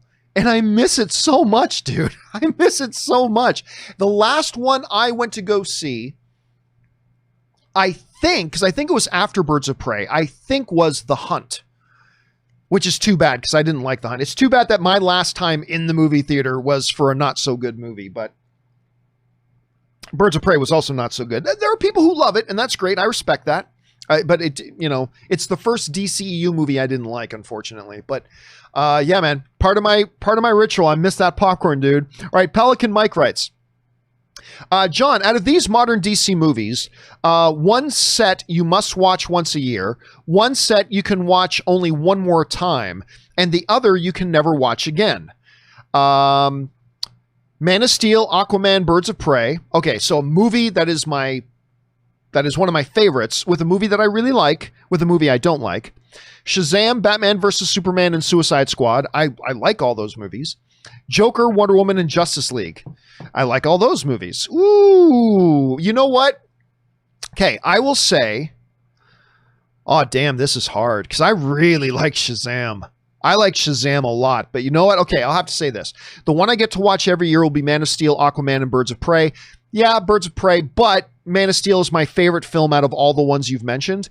Plus, I really do enjoy Aquaman, so there's that. So I'll take that as the one I watch every year. The one I get to watch at least one more time, I will go, even though I love Shazam, I'm going to go Joker, Wonder Woman, and Justice League, because I quite enjoy all three of those. Whereas I like Suicide Squad, I like Batman vs. Superman, but I gotta say a more consistent level of like goes through Joker, Wonder Woman, and Justice League. So I will say, even though it pains me to never watch Suicide Squad, Batman vs. Superman, or Shazam again, it pains me, but I will go once a year, the Man of Steel group, one more time, the Joker group. The one I can't watch again will be the Shazam group, even though I do like the films in that list. Nice question, Mike. I like that. All right, Logan James Kynaston writes, one of two. Hey, John, yesterday my Cineworld reopened and I was literally the first customer back in the building. That's awesome. I stood talking with a member of staff for a good 5 to 10 minutes before my screening started. They are going above and beyond all safety procedures. Listen, that's all. Oh, sorry, should go on to part 2. I also took precaution wearing my bandana, washing my hands regularly, etc. I watched a double bill of Back to the Future and Batman Begins. Nice double feature. Next week, I'm watching The Dark Knight and Rises, Harry Potter, Goodfellas, and Shawshank Redemption. Oh, only a couple of the greatest films of all time, Goodfellas and Shawshank. Dark Knight, Harry Potter. You're making the best of a situation. Listen, you know, Ann and I and our friend Ryan and Ann's brother Ray, by the way, Ray, who does a lot of the graphics on the show, it is his birthday today. It is Ray's birthday. So let's all raise a glass virtually for Ray's birthday. He's going to be coming over here later tonight, but this morning, Ann and I were out in Corona, California. Yeah, the name of the town is Corona, which is an unfortunate name for your town right now. But we were out in Corona, California. And, you know, Ann and I, we will go and eat at an outdoor restaurant now and again if the restaurant takes certain safety precautions. If we see that they still have all their tables out as normal, we won't go there.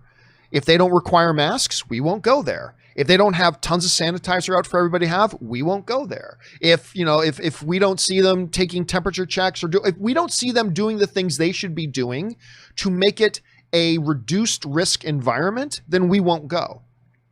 Just that simple. You may have different standards and that's fine.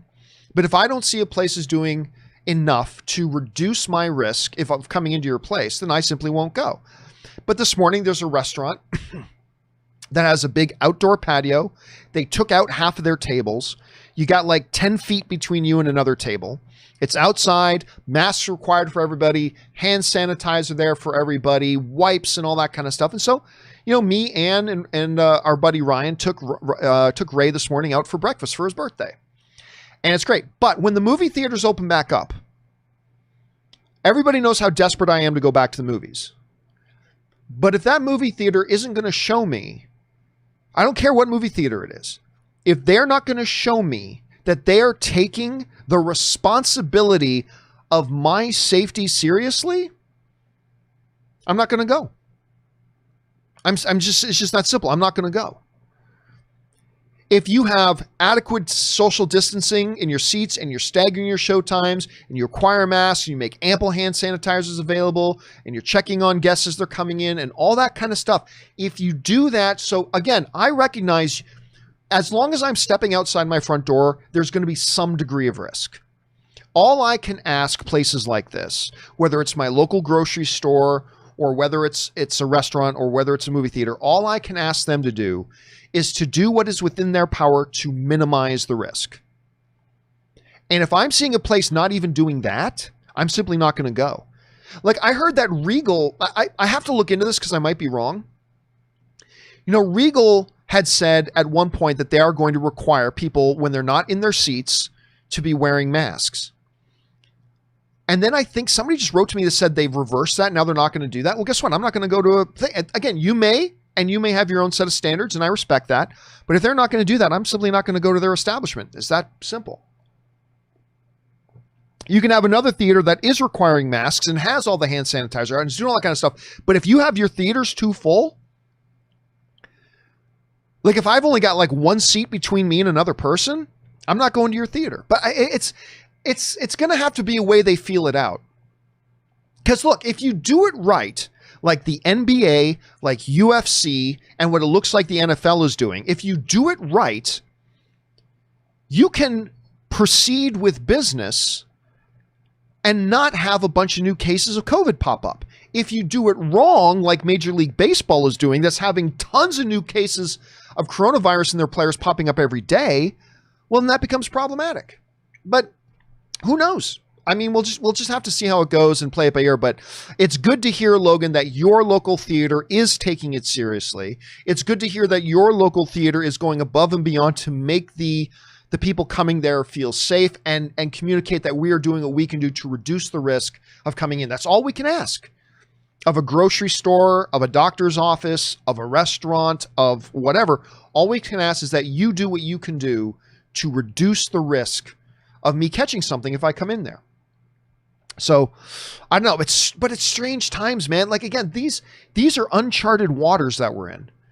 There's no playbook for stuff like this. And everybody's just trying to figure it out as they go. Even each individual person is trying to figure out for themselves what is appropriate for them. And we're all just trying to figure it out, and it changes day to day. So I'm glad to hear that you had that good experience, Logan. All right, next up, Brent Gleason writes, when is best movie, worst movie coming back? I'd love to see you guys do an episode on Quentin Tarantino films. Don't laugh. We were just talking about that. Obviously, listen.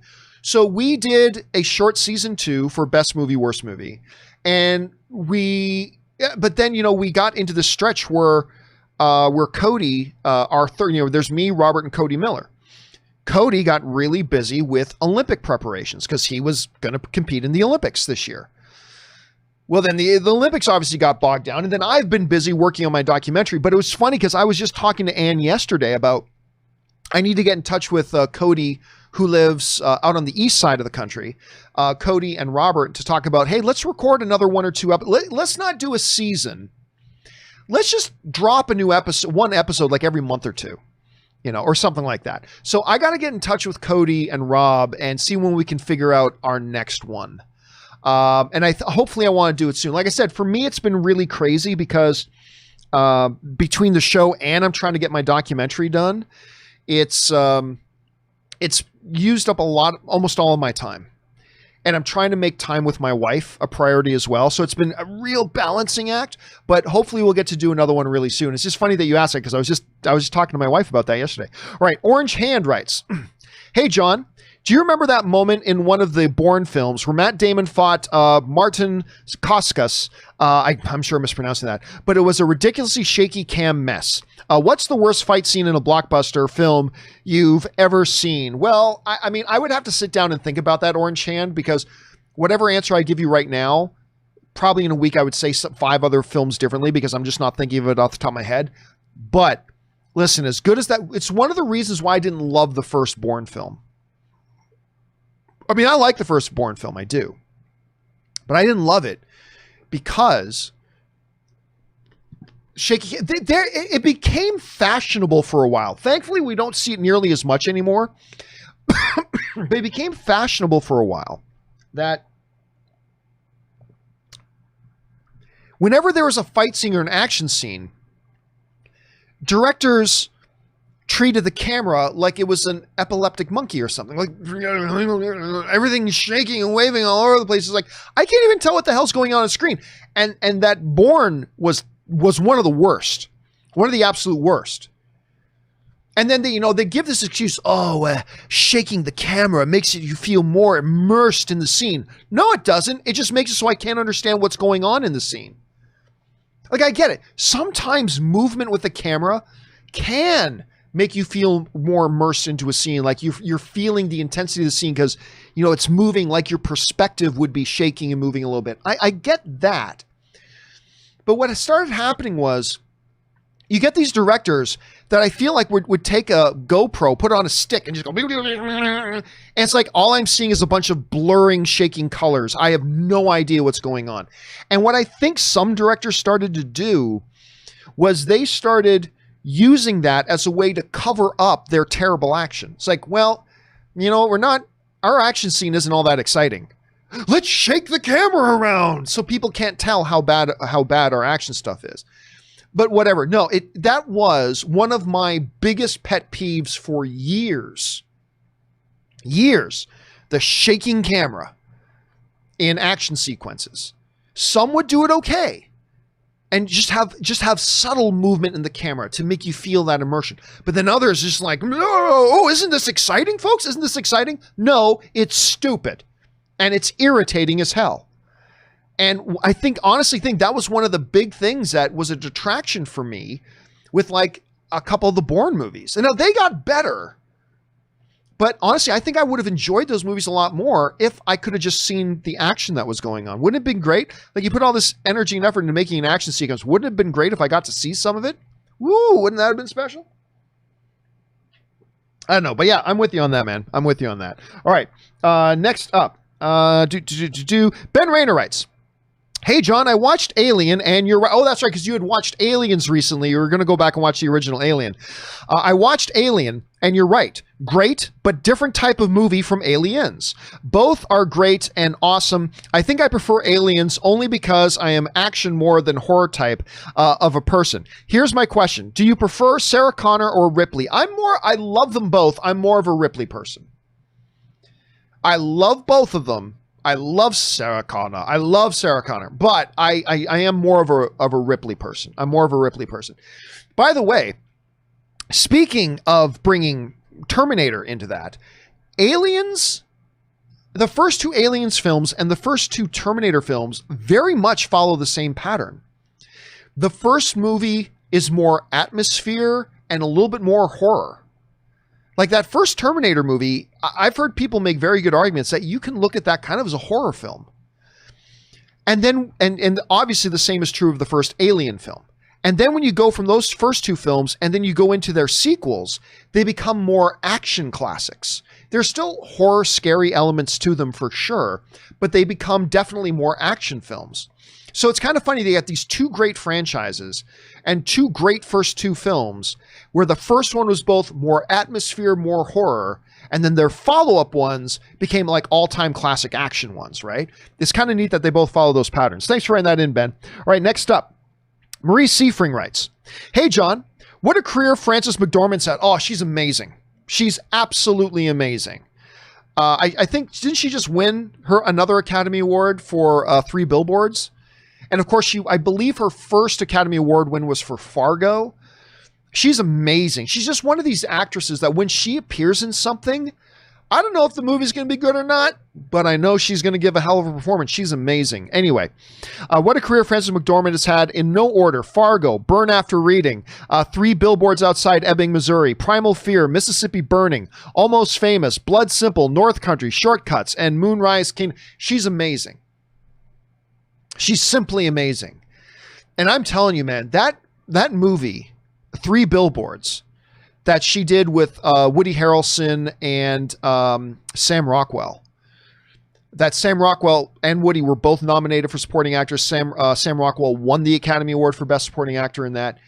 That movie, I am telling you, even with Oscar nominations and Oscar wins and everything, that movie is underrated. That movie is one of the best pure movies I've seen in years. It is fantastic. I watched it again about a year ago, and it's about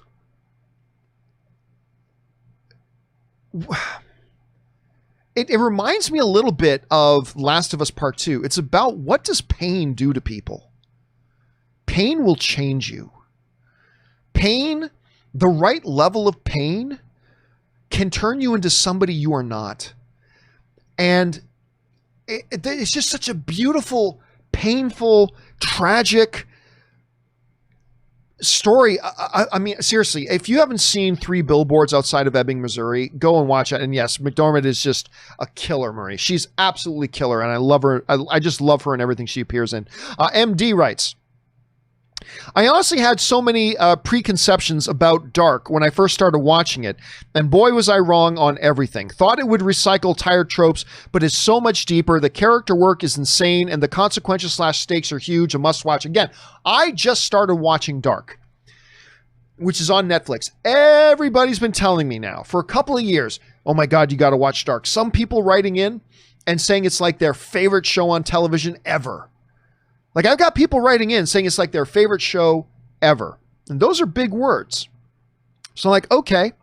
So finally, Ann and I sat down and watched the first episode of Dark a few days ago. And I liked it. I didn't think it's all that great.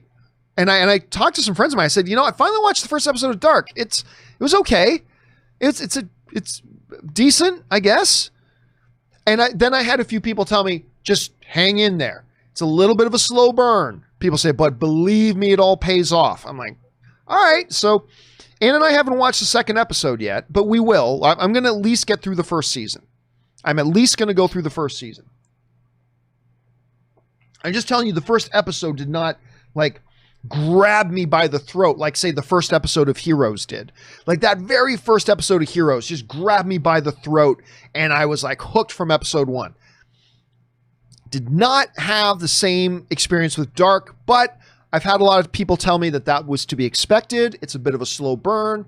So I'm going to get through the first season, but I'm hearing a lot of high praise, MD. I'm hearing a lot of high praise about this show, so I'm looking forward to getting a little bit further into it because I'm hearing great things. All right, Major Tom writes, "Hey, John, here's some movies I think are required viewing. 1, Seven Samurai, absolutely. 2, Lawrence of Arabia, absolutely. 3, Jaws, absolutely. 4, Labyrinth. Required viewing? I don't know. I mean, I love Labyrinth. I don't know if it's required viewing. 5, Jackie Chan's Police Story. Again, I love Jackie Chan's Police Story. I don't know if I call it required viewing. The Godfather, absolutely. Princess Bride, absolutely. Highlander, you know what? One of my top 10 all-time favorite movies, but I don't think I would tell a film fan if I was putting together a list of like, okay, if you really want to fill up your repertoire, you want to fill up your tool belt of some absolute must-see movies you've got to have in your repertoire. Even though Highlander is a top 10 all-time favorite movie of mine, I don't think I'd put Highlander in that list. Anyway, 9, Pulp Fiction, maybe. 10, Unforgiven, absolutely. I think Unforgiven is the greatest Western ever made. Now, some people chafe when I say that, but honestly, every time I watch that movie, I am blown away by just how better and better it gets. I do think it's the greatest Western ever made. But I would agree with you on Seven Samurai, Lawrence of Arabia, Jaws, Godfather, Princess Bride, Pulp Fiction, maybe. I don't know. I don't know if I'd put Pulp Fiction on there. Close. But Unforgiven, definitely. 100%. All right. ZOMG Ruler writes, "Hey, John, hoping you're good, dude. I am having a good day, ZOMG. Thank you so much. Since it looks like there's no need to go to Seattle and work remotely, when the pandemic is over, would you consider going back to Canada? Also, I bet people would pay big money to see your Star Wars fan film. Imagine $1,000 tip. Yeah, it would take a lot of money for me to put my fan film online because it's bad. It's so bad. I'm so embarrassed by it. It's terrible. Some of my friends worked on it with me and they did great stuff on it, but ultimately I am ultimately the person responsible for it. A buddy of mine, Paul, kind of directed it for the first half, and then he had to step away because he started working for Lucasfilm, so he had to step away. So then I'm the one who finished the film, and I'm the buck stops here guy. And while a lot of my friends did great stuff in that movie, I ended up making it terrible, and it's awful. Now, granted, it was like 15 years ago that I did it, but it was awful. So I don't think I don't know that there's an amount of money. Well, that's lying. If somebody were to offer me $1 million, of course, but I don't think there is a small price tag that I would accept, like $3,000. I don't think I'd accept $3,000. I think my embarrassment is worth more than that. So I don't think I'd put that up. Anyway. I wish we could move back to Canada. But we can't because of paperwork and employment stuff. If she stays in California, because she's currently a California employee, the one thing they've asked is that if she does work from home, that she stay in California. We could move anywhere in the state of California, but we would not be able to move back to Canada yet, unfortunately. Unless she decided to change jobs, then maybe we have some flexibility there. But as long as she's working at Amazon, we got to stay in California. As long as she works at Amazon and we're not moving to Seattle, she's got to stay in California. So that's the unfortunate part about that, ZOMG. Or else, yes, I'd be booking the movers already. I'd be booking the movers and heading back up to at least the Hamilton area, Hamilton, Toronto, and going back up there. But can't do that just yet. Can't do it just yet. All right, Brandon writes, "Hey, John, if you were forced to watch one, which of the movies out of your holy trinity of the worst movies ever made would you watch?" Well, that is the unholy trinity, Brandon. The unholy trinity.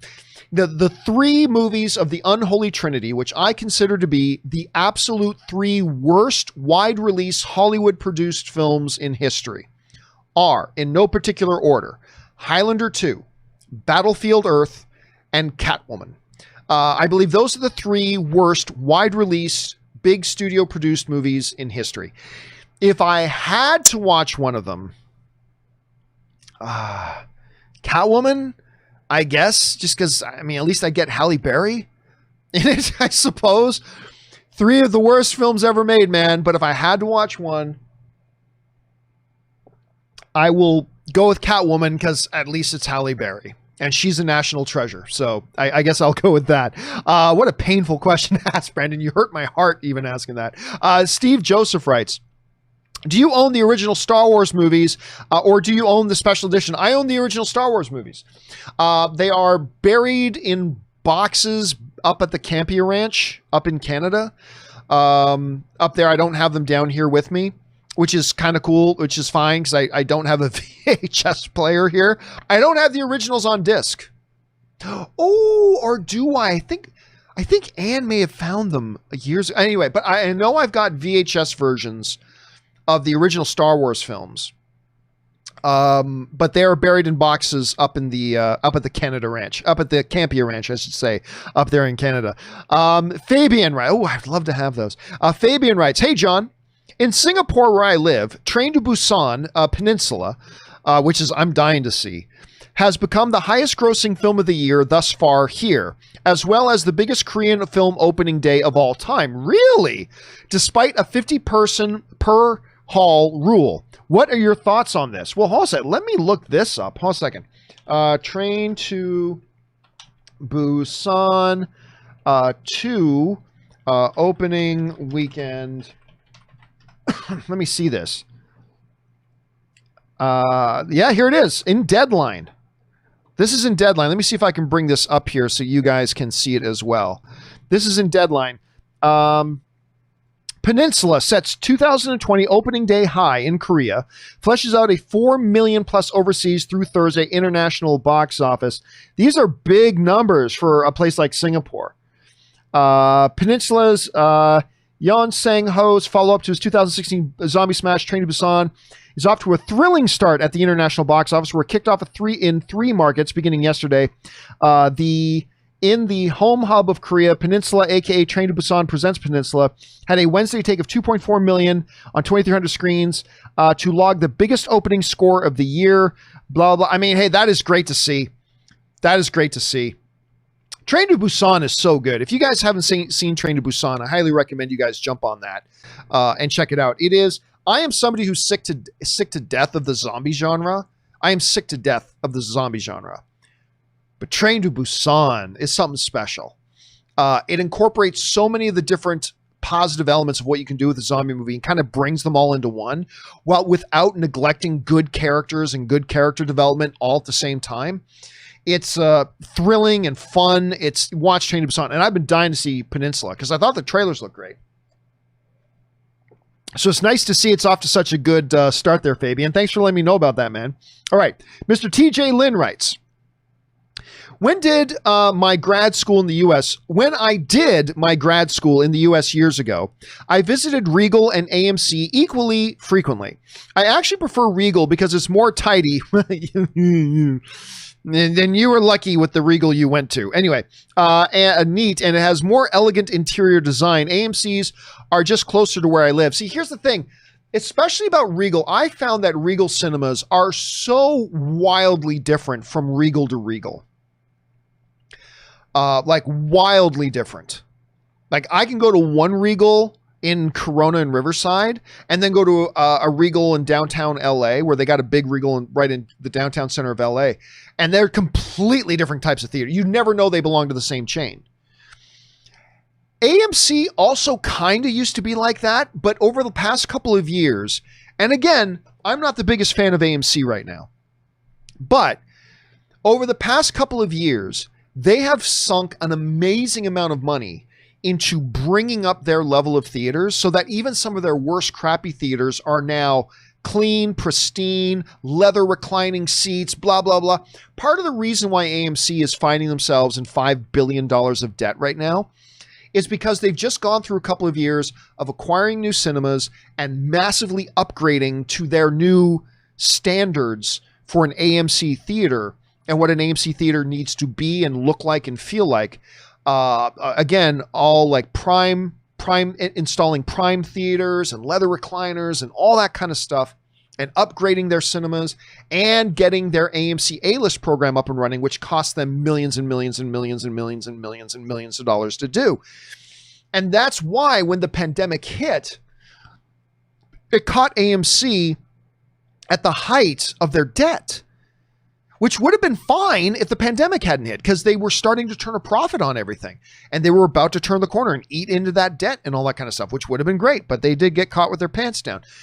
So I would say your experience today would probably be different, depending again on which Regal you went to. Because again, I find that even now today, depending on which Regal theater you walk into, you're going to get a completely different experience. You can go into one Regal theater and have a marvelous experience.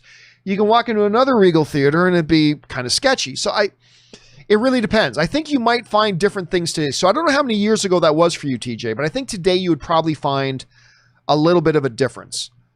Although that difference did cost AMC going $5 billion into debt, and it was worth it if it wasn't for a pandemic. All right, next up, TJ also writes, back in 2008, I was doing a project in History, North Carolina.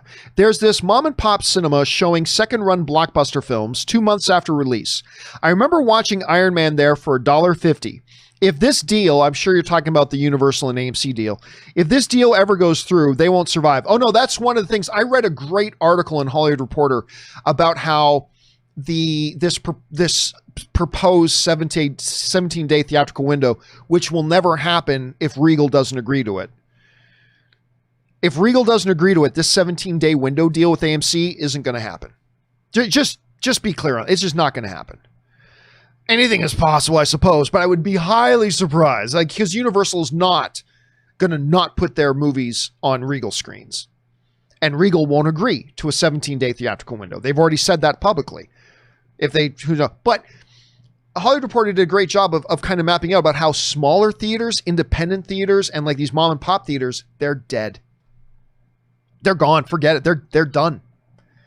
Those independent cinemas and stuff like that are done, especially since a lot of them do rely on those, like, hey, 5 weeks, putting Avengers Endgame up in theaters 6 weeks after it released, but like for $4, right? I love those theaters. But they're done. You're absolutely right, TJ. That unfortunately, that mom and pop place will be finished if a 17-day theatrical window happens, which would be just disastrous for the industry. Anyway, Mr. TJ Lynn also writes, hypothetically speaking, if, say, cinema cannot open in public until 2022? Okay. Hypothetically speaking, if they can't open theaters till 2022, well, every movie theater chain has gone out of business. I mean, everybody's gone out of business. If the situation is so bad that businesses like movie theaters can't be open, oh my God, the economic disaster we're all going to be in is incalculable. Anyway, hypothetically speaking, if, say, cinema cannot open in public until mid-2022, I know it's very unlikely, yes it is, but do you think Disney and Warner Brothers will delay Mulan and Tenet until then, or just release it PVOD? Well, I mean, I think they're different situations. Look, if things were to stretch another year and a half, all the way into 2022, again, if we're speaking completely in hypotheticals, I think that then there becomes a chance that Disney puts out Mulan on VOD. I mean, they're going to lose tons of money by doing it that way, but they may have no other choice. But I will tell you right now, the pandemic can last until 2025. They won't be able to release Tenet on VOD. Christopher Nolan will literally go to Warner Bros. And say, over my dead body.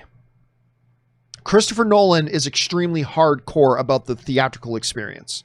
And he's very hardcore about even his trailers, he wants there to be exclusively on movie screens, not on YouTube. So Mulan, yeah, maybe. Yeah. If it were to go into 2022, yeah, maybe. Tenet, nope. Because like I said, with Christopher Nolan, it could stretch to 2025 and Christopher Nolan will be over my dead body, is what Christopher Nolan would say. And Warner Brothers isn't going to piss off Christopher Nolan. So Mulan, maybe, but not Tenet. No, Tenet is opening in theaters. By the way, it's going to open in theaters in September. Maybe not North America. Sorry, end of August. Maybe not North America. But Warner Brothers has already said we are releasing this movie in up to 70 countries where it is permitted to do so. And then they're saying we're aiming to release it in North America at the beginning of September. That's questionable. But it will release end of August internationally. So there's that. All right, TJ Lynn also writes, the films of Denis Villeneuve are usually slow. Yeah, they're a little slower paced for sure. And there's a lot of quiet / silent sleep-inducing moments. With exception of Prisoners. Prisoners is like, you feel like my guts are going to burst out of my body. I watched his films and got to sleep in the middle. Arrival, Sicario, etc. But rewatched them again, and they're very good. Yeah, my wife is the same way.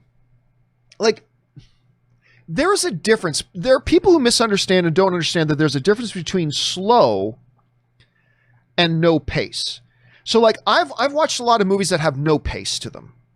No pace doesn't mean slow. You can have a slow movie, but there's still a very definitive cadence to the story, you know, even if it's slow. Some movies are like really rapid, but as long as a movie feels like it has a pace to it, whether that's pace is fast or slow. What irritates me is when I watch a movie that feels like it has no discernible cadence to it. There's not a pace to it. That's when a movie feels like it really drags to me. And whether, again, you can be really slow as long as you have pace and cadence. I find Denis Villeneuve's films definitely have cadence. They definitely have pace to them, even though they are slower. I get that. And my wife is like you, TJ. She'll fall asleep very easily in a slower paced movie. To me, a movie can be slower paced and still be awesome, you know? So, but I can see for some people, like I said, my wife is like that as well, TJ. I can see how for some people that would just be a little difficult to watch or get through. I get it. All right. Luis writes, hey, John, longtime fan here. Thank you so much, Luis. If you're looking for a new PC game to play, I'm always looking for a good new PC game to play. I highly recommend No Man's Sky. I've heard of this. Think of Animal Crossing, but in space with a lot more to do and see. Star Citizen won't be done for a long time. Oh, somebody wrote in the other day and asked if would play Star Citizen. I've never heard of it, but is it a game that hasn't come out yet? Maybe that's why I hadn't heard of it. Maybe that's a game that hadn't come out yet. Okay. No Man's Sky. That I have heard of No Man's Sky. I think I might have actually had somebody recommend it to me once. But yeah, I'm always looking, like seriously, at least once or twice a week, I am popping open my Steam account just to see, hey, what's out there right now? What's out there right now to play? And that's one I have not come across, but I will definitely, actually, I just typed it in here. So I'm going to go back and visit this No Man's Sky, and maybe I'll see if that, and maybe once I get my play-in chats going again, maybe you'll see me playing No Man's Sky. Thank you for the recommendation, man. I always appreciate a good game recommendation. All right, next up. Tristan Riera, a Patreon supporter. Thank you for being a Patreon supporter, Tristan. Writes in number 1 of 2. Hi, John. I am an English teacher in a high school in France, and I'm working on a set of lessons on the theme of superheroes. I'd like to open with an interview or documentary on the creation of Superman and what inspired Siegel and Schuster. The problem is I can't find anything on YouTube apart from bad quality interviews. Do you have any idea where I could look? Ideally, it should last 3 minutes tops, but I could edit something longer that I encounter. Thanks for your help. Honestly, Tristan, I have no idea. My first thought would be to do what you've already done, which is go to YouTube and see what might be archived on there. I would say this. I wouldn't worry about low quality. As long as what they're saying is discernible, that's the important part. I mean, you're talking about something from a bygone era, so you're not going to get HD quality, right? I would just say go with that. As long as it has the content you're looking for, and they're talking about the things you want to hear talked about, don't worry about the quality of it, as long as it's discernible. And if you think it's not that discernible, then you know what you do? You download that YouTube video and you bring it into a video editing program like iMovie or Final Cut or Premiere or DaVinci Resolve or whatever, and you put in your own captions. You caption it yourself. So if the audio is not very discernible for a class, put it in yourself. But I think that's the best thing I know how to say off the top of my head. You know, even though you're talking about good Canadian there, I can't think of anything off the top of my head that you can go to. I would use the material available and enhance it with your own captions, subtitle captions, if you need to. But again, people know that these are creators from a generation ago, multiple generations ago. So I don't think people are going to worry about whether it's in 4K. So I would just use that personally. But good luck on you, man. I think that's great. They're going to use the basis of superheroes as a teaching moment. So I think that's great. Well done, sir. I wish I could have been of more help, but that is my best recommendation off the top of my head. If you guys know of something, by the way, film fan community, if you know something else that might be helpful to Tristan, throw it down into the comments and let Tristan know in the comments about what might be a good idea for something for him to use. All right. Next up, Jetfire. Just watch Jetfire in the Transformers thing, by the way. Jetfire97 writes, "Hey, John, here's a question about Black Widow's death. Would you consider her year of death to be 2019 due to the movie's year of release, 2023 since that's when she is from, or 2014 since that's the year when she went back to and died?" Right, because the movie in their time, the movie takes place in 2023. She, however, was it 2024? Might have been 2024. Anyway, then she goes back, I believe, to 2014, or maybe in 2015, whichever. She goes back in time to get the Soul Stone, and that's where she dies. But the movie Endgame itself, the movie in which she died, happened in 2019. I'm going to say I would count 2024 as her actual death date. I'm going to say 2024 because Endgame came out in 2019. And then it was, I believe it jumps five years. So that would be 2024.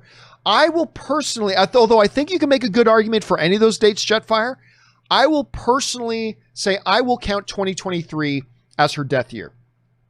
Good argument, like I said, to be made for any of those other ones, but I will guess 2024, 2023, whatever year. I'm going to guess that's the year of her death. That's the way I'll count it personally. Good question, though. All right, Russell Amador writes, "Hey, John, with August finally upon us, there are two movies that are on my radar that finally come out. The Tax Collector and Project Power. Hopefully, they are both worthwhile.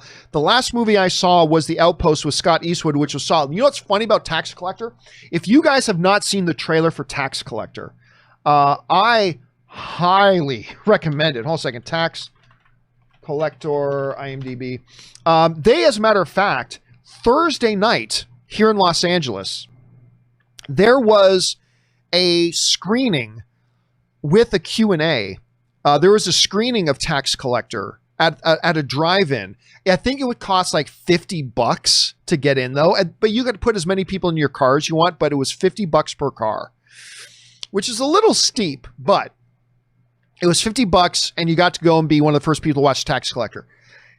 Ann and I had just gone to the drive-in the night before to go see Spider-Man, and we were both booked for that Thursday. But I'm telling you what, if this is a new Shia LaBeouf movie, you need to go and watch the trailer for this movie, because the trailer for this movie looks amazing.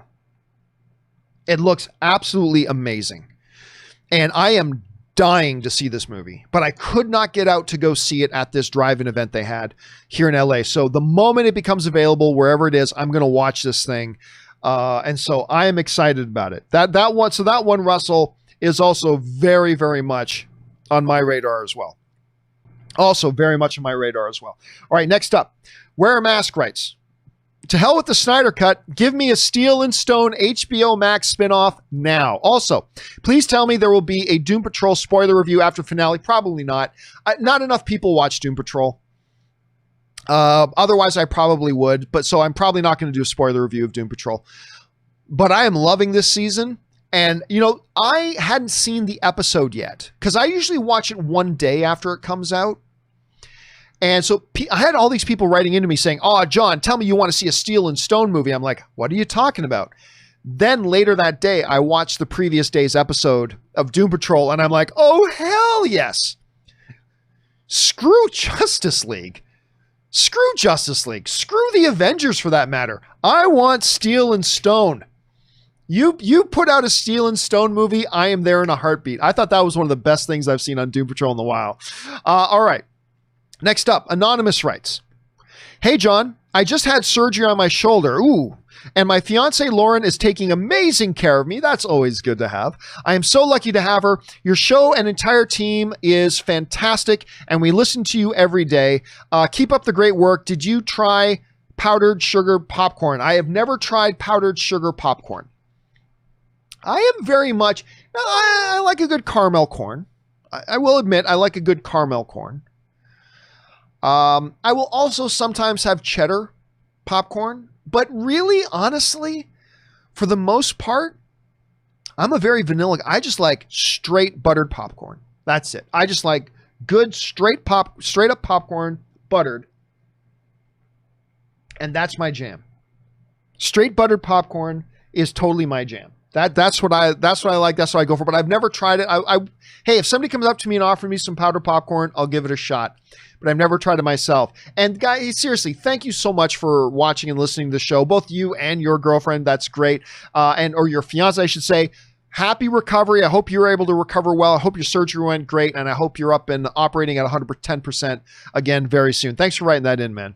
All right. Henri Martens writes, "My guilty pleasure list. National Treasure." Oh, a lot of people love National Treasure. "Surviving Christmas," "Jingle All the Way," "Flubber," "Casper," "Jack Frost," "Cats and Dogs," "Scooby-Doo 2002, "Wild Wild West," "Van Helsing," and 2012. What are your favorites on my list? That's a good guilty pleasure list. Other than National Treasure, because I think you'll find most people actually really like National Treasure. But all those other ones, that is great as a guilty pleasure list. All right, if I had to pick a favorite, because they're all bad. They're all bad.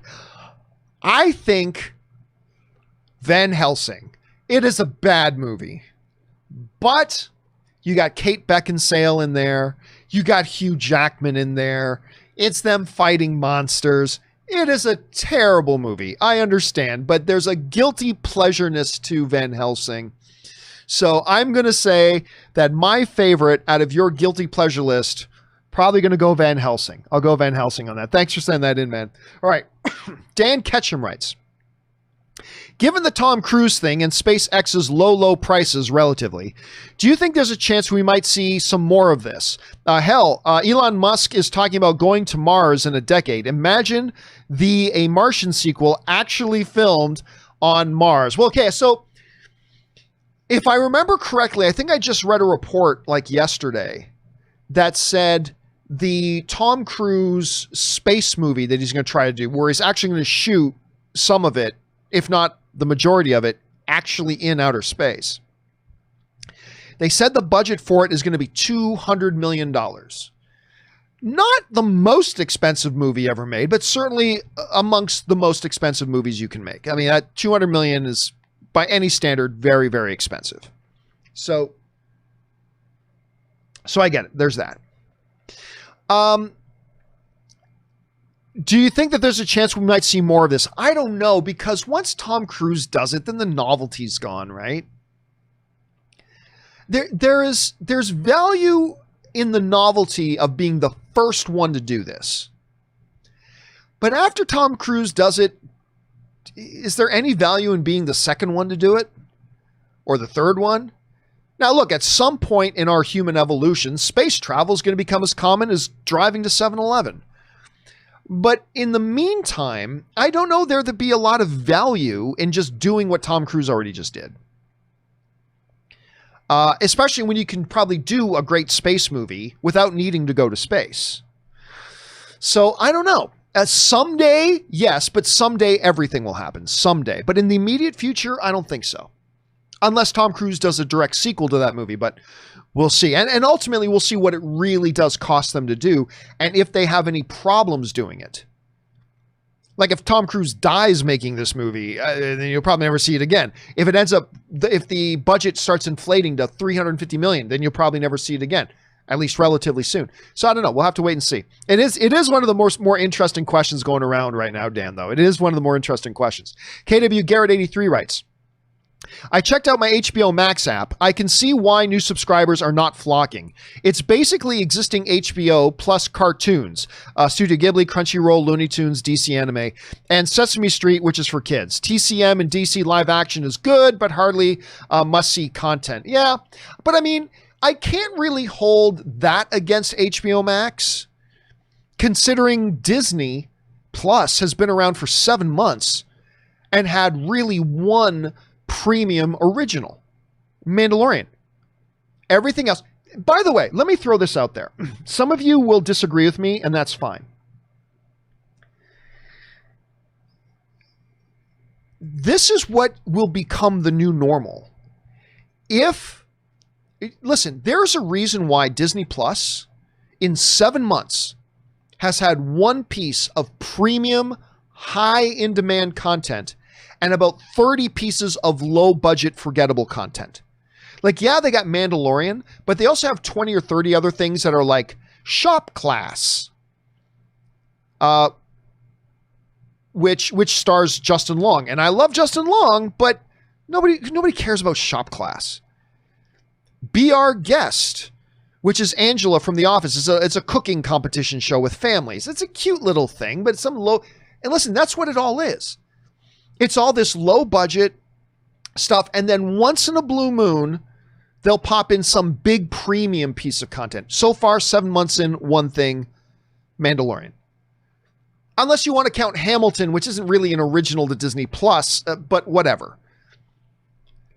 There's a reason why Netflix, they put out, for every Irishman they put out, for every The Old Guard, which is great, by the way. I love The Old Guard. I really had a lot of fun with Charlize Theron's Old Guard. But for every one Irishman and for every one Old Guard, there's 50 or 60 low-budget pieces of crap movies that get put out. And I'm just telling you right now, for all these people going, oh, let's move everything to streaming. Guess what? That's going to become the new reality in movies. It's going to be 1 or 2 pieces of content from your favorite streamer a year that's going to be really good, and they put a big budget behind it, and they make it something that we're all excited about, and blah, blah, blah. Once, twice a year. Everything else they're going to do is going to be low budget. What can we get away with? We need content. We need new content out there. We just need fresh content. Just crank it out. Just crank it out. Just crank it out. Make a reality show about some guy who likes to collect shoestrings. Great. We can do that show for $150,000. Great. Go make that. We'll call it String 'em Up. The show about this guy who goes around the world collecting unique shoestrings. Great. That's what it's going to be. Because streaming cannot generate $2 billion with a movie like the theaters can. Streaming cannot generate $600 million box office like the theaters can. The reason they're able to make all these movies is because they make all this money at the movies. And if we get to the point where the new reality becomes just all streaming, guess what? Kiss away consistent, exciting content. What it's going to become is what we have seen on Disney Plus, what we've seen on Netflix for a long time. It's going to be, every once in a while, we're going to get some premium, high budget, highly excited, that everybody's excited about piece of content. Yeah, once every 6 months. And everything else, like this past month, like I think Netflix put out like 30 original movies last month, or in the past couple of months. They're all crap. Most of them. The vast majority of them, all complete crap. Low budget, just crank out original content so we can say we're putting out original content nonsense. And that is what the new movie reality is going to be. Because one movie on its own, in theaters, generating $1.3 billion, or $790 million, or $2 billion, that can't happen on streaming. Can't happen. So what you're going to do is you're going to see all these streaming companies, they're going to adopt a new model. And that model is, once in a blue moon, we'll do some big, high profile, big project, big exciting thing, blah, blah, blah. And the rest of the time, it's going to be this bottom of the barrel crap. That's what Netflix has been. That's what Disney Plus has already started being. And that's what the new reality is going to be. And we're not going to get the plethora of great, like big, exciting content that we got in 2019 and in 2018 and in 2017. Everybody just seems to think, oh, the movie business will just be the same, but now it'll be on streaming instead of theaters. Yay! That's not how it works. That's not how it's going to be. That's not how the economic realities of these things work. It's going to change everything, including how many of the big, exciting, high-profile projects that we get to see every year in theaters, because the theatrical model generates enough revenue to justify creating these movies for us, the audience. And then they wait a couple of months and then take those movies and put them on VOD and streaming, so they get to make money from them again. The current model works. We get it in theaters, and it generates the kind of money that they can keep making movies like that. And then a little while later, it goes on to VOD and streaming, so we get to enjoy it again, now on streaming. This whole thing about shifting the 90-day window to a 17-day window, it's going to kill it. And all these people out there who just seem to think the movie industry is just going to be the same, it's just now it's going to be on streaming instead of theaters, but everything else, we'll still get all these big, huge, great, fantastic movies that we get excited about and we love flocking to see. No, we're not. Ask any film professional. Ask any film professional. It's going to change everything, and not for the better. It's just the way it is. We will still get the odd Irishman like we got on Netflix. We will still get the odd great diamond in the rough like that. Old Guard. We'll still get a couple of those. But it's going to be on a totally different scale. Totally different scale, which is one of the reasons why I'm so against that thing that Universal wants to try to do. I'm so against it. But anyway, that's just kind of me. Let's see. Let's move on. That's not even what you were asking about, KW. Sorry about that. All right. The facility guy writes, Sunday, game 1, your Leafs, my Columbus Jackets. I have Columbus Blue Jackets in 4. Who you got? How about a friendly wager? No, well, I don't do any wagering, nothing like that. It's hard to say. Now, I would have taken the Leafs. I would have probably taken the Leafs in 4 prior to the shutdown. I honestly don't know what to do. I don't know what the Leafs are right now. Like, I don't know where they're at. It's just been too many months, so I don't know. So I wouldn't bet on any. Obviously, I'll be cheering for the Leafs. I'm obviously cheering for the Leafs, but I just don't know what Leafs we're going to get right now. It's going to be interesting to see how the lockdown or how the shutdown has affected everybody team to team. But I'll be keeping an eye on it. Chris Warden writes, I just read that Charlie Hunnam is in early talks with Warner Brothers to play Green Arrow in the DCEU. That sounds like a perfect casting choice, in my opinion, if the reports are true. I'm going to doubt that. I'm going to highly doubt that that's true. Let me go and look it up. I'm not doubting that you heard that, but I'm doubting, considering they don't even have a film project planned yet. Like, whenever you hear about, casting for a movie that isn't even in development yet, you can usually count that off as BS. So let me see if that's coming from any actual, and maybe it is. I don't know. I haven't heard it yet. So let me see if it's coming from any actual reputable news source. Nope. That's not from any actual news source. The only thing I'm actually seeing is on Heroic Hollywood, which is a coin toss on their reliability. Sometimes they are. Is just saying, here's a piece of fan art of Charlie Hunnam as Green Arrow. But I'm not seeing anything from any actual legitimate news source. Oh, here it is. Here it is, ladies and gentlemen. This is where it came from.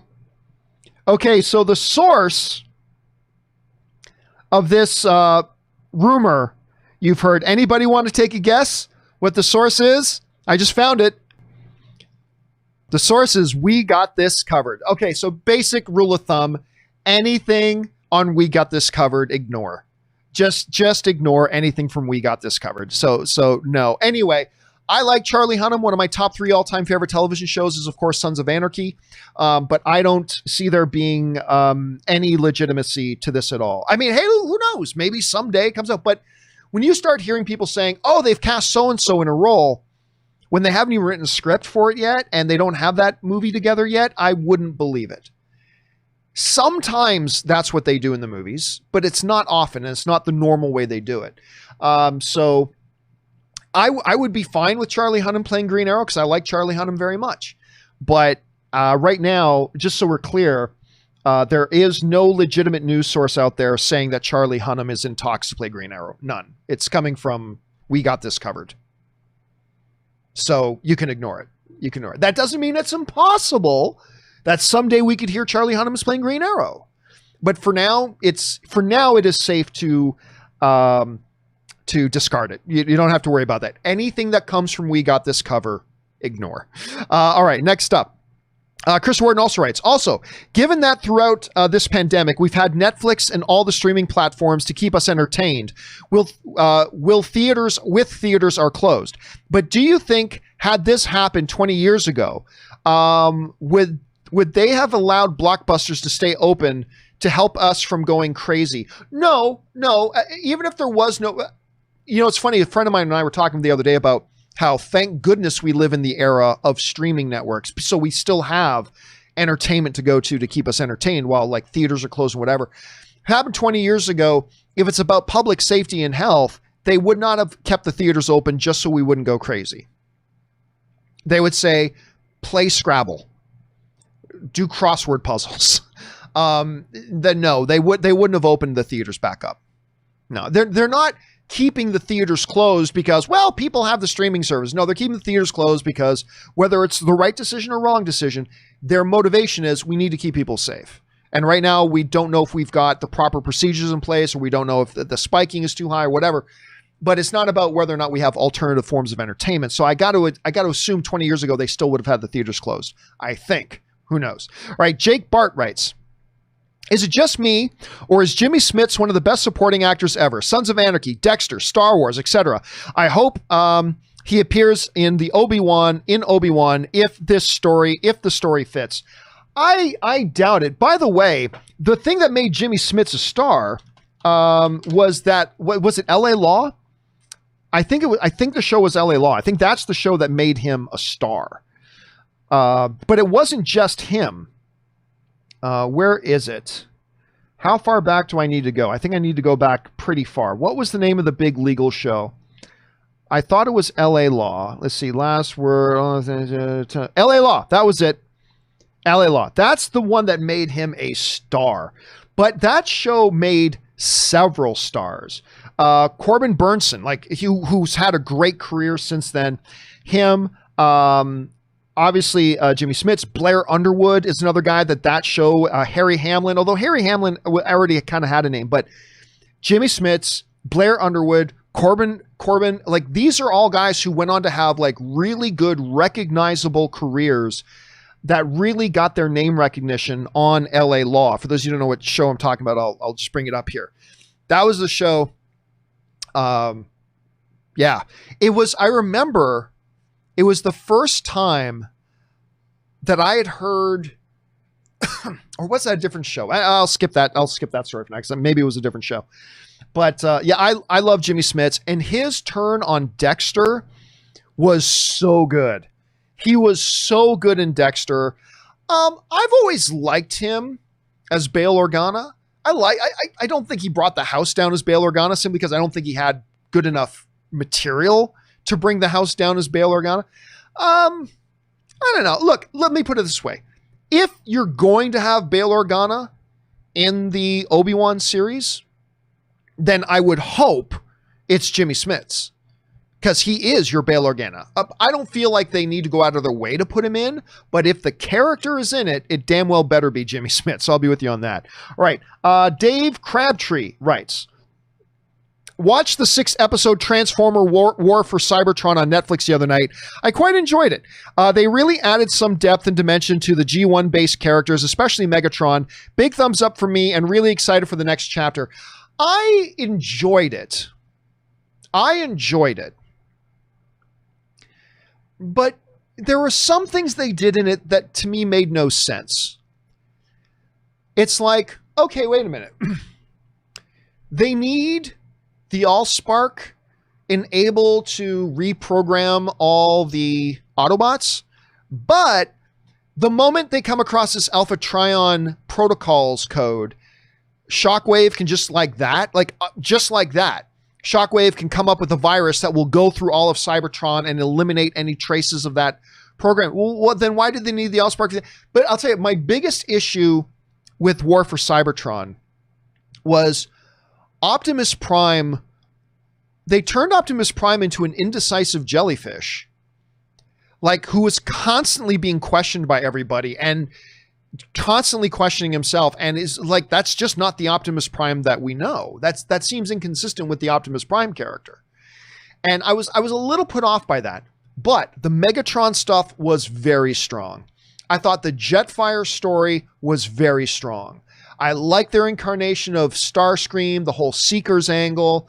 I like the use of Ultra Magnus. At first I was like, this is weird that they're using Ultra Magnus like this, but I actually ended up really liking the way they used Ultra Magnus. So overall I enjoyed it, and I am looking forward to seeing where it goes, but I stopped short of saying that I loved it because of a few things that just felt a little weird to me. It's like, really? On a mechanized world, you can't track somebody? Really? It's like, oh no, they drove away around the corner. We can never find them now. Really? I don't know. But I did enjoy it. And I am looking forward to what they do next. All right, Bucky Rocks writes, I asked this before, but I didn't hear your response. What are your thoughts on Bucky not getting the shield? I know the excuse the Russos gave, but there is no, I think you meant no way. There is no way Falcon is not going to need Bucky at Big Bad Fight. He's just a normal guy. Thoughts? Well, listen, Bucky is problematic, right? I mean, I love the Bucky character, don't get me wrong, but I'm saying in the MCU, in that universe, he's problematic. He is a wanted assassin for decades. And it's not just Tony's parents. He's probably assassinated and murdered. I mean, Widow talked about how he was on their radar for all. He's murdered and assassinated a lot of people and was considered a terrorist. Whether he was programmed to do that or not, for a lot of years, for him now to become your representation of America and for them. Now, do I believe that Steve would have given the shield to Sam instead of Bucky? No, I don't. From an MCU perspective, it makes sense because, like I said, the Bucky character is problematic.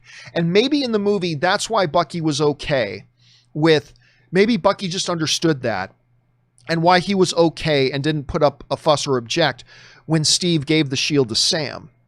Because Sam is, although he for a while was considered a wanted man too, because of the whole Sokovian Accords things. I mean, he was wanted, he was arrested, he was like all that kind of stuff. He was a fugitive, but they moved past that with the events of Infinity War and Endgame when the world realized the Sokovian Accords were stupid. Anyway, highlighting the Cap was right all along. Anyway, I'm very much Team Cap on Civil War, by the way. Anyway, so MCU-wise, it's problematic. But you are right. One of the problems with the idea of Sam being Captain America is that Sam has no powers. Like, Captain America was a super-powered being with healing factors, superhuman strength, superhuman speed. Like, a lot of the bumps that Cap takes, like when Cap gets thrown through a concrete wall, he can go, and get up and get back into the fight. If a super-powered being throws Sam through a wall, Sam's internal organs will turn into jelly. And every bone in his body will shatter and turn into powder. Cap could take it because Cap was a super soldier. Sam can't. And so Bucky could. So I don't know. There's a lot of pros and cons on both sides of that. And I'm going to be really curious and interested to see, once we get into Falcon and Winter Soldier, to see how they do manage that. Because I think there's a way to manage that on screen. It's just going to be interesting to see if like Sam and Bucky do have, if we see a scene where Bucky is like, yeah, I'm pissed. Why did Steve give it to you? I've known Steve since he was a kid. I've always been there for him and him for me and blah, blah, blah, blah, blah. And like, why? It'll be really interesting to see if they have a scene like that.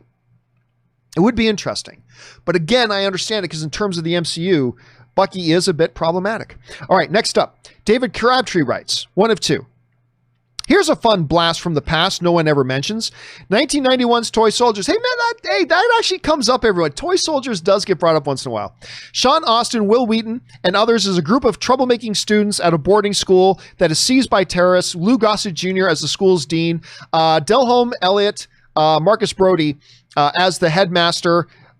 It was essential, die hard at the boarding school with Andrew Divoff channeling his inner Hans Gruber. But I love this film growing up, and how can you not love Lou Gossett Jr.? Lou Gossett Jr. Let me bring it up here. See, here we go. Louis Gossett Jr. I to this day am not really clear how after his role in Officer and a Gentleman, which won him the Academy Award for Best Supporting Actor. Do I look like a you, boy? He was so good in that. I mean, Louis Gossett Jr. was just great in everything. And a lot of people who maybe never saw Officer and Gentleman, you just saw him in Watchmen, the HBO series Watchmen, in which he was also very good. But Lou Gossett Jr., how after Officer and a Gentleman, he did not become like major A-list everything. I don't really know. I mean, yeah, you put him in Iron Eagle and Iron Eagle 2 and all that, but I mean, he never got the due I think he deserves. He's a world-class actor, and if you don't know, go and watch Richard Gere, I think it's Deborah Winger, and Lou Gossett Jr. in Officer and a Gentleman. Louis Gossett Jr. gives one of the great supporting actor performances of all time. He's just so good at it. Like, he will crap your pants at Lou Gossett Jr.'s name. But yeah, this Toy Soldiers was 191.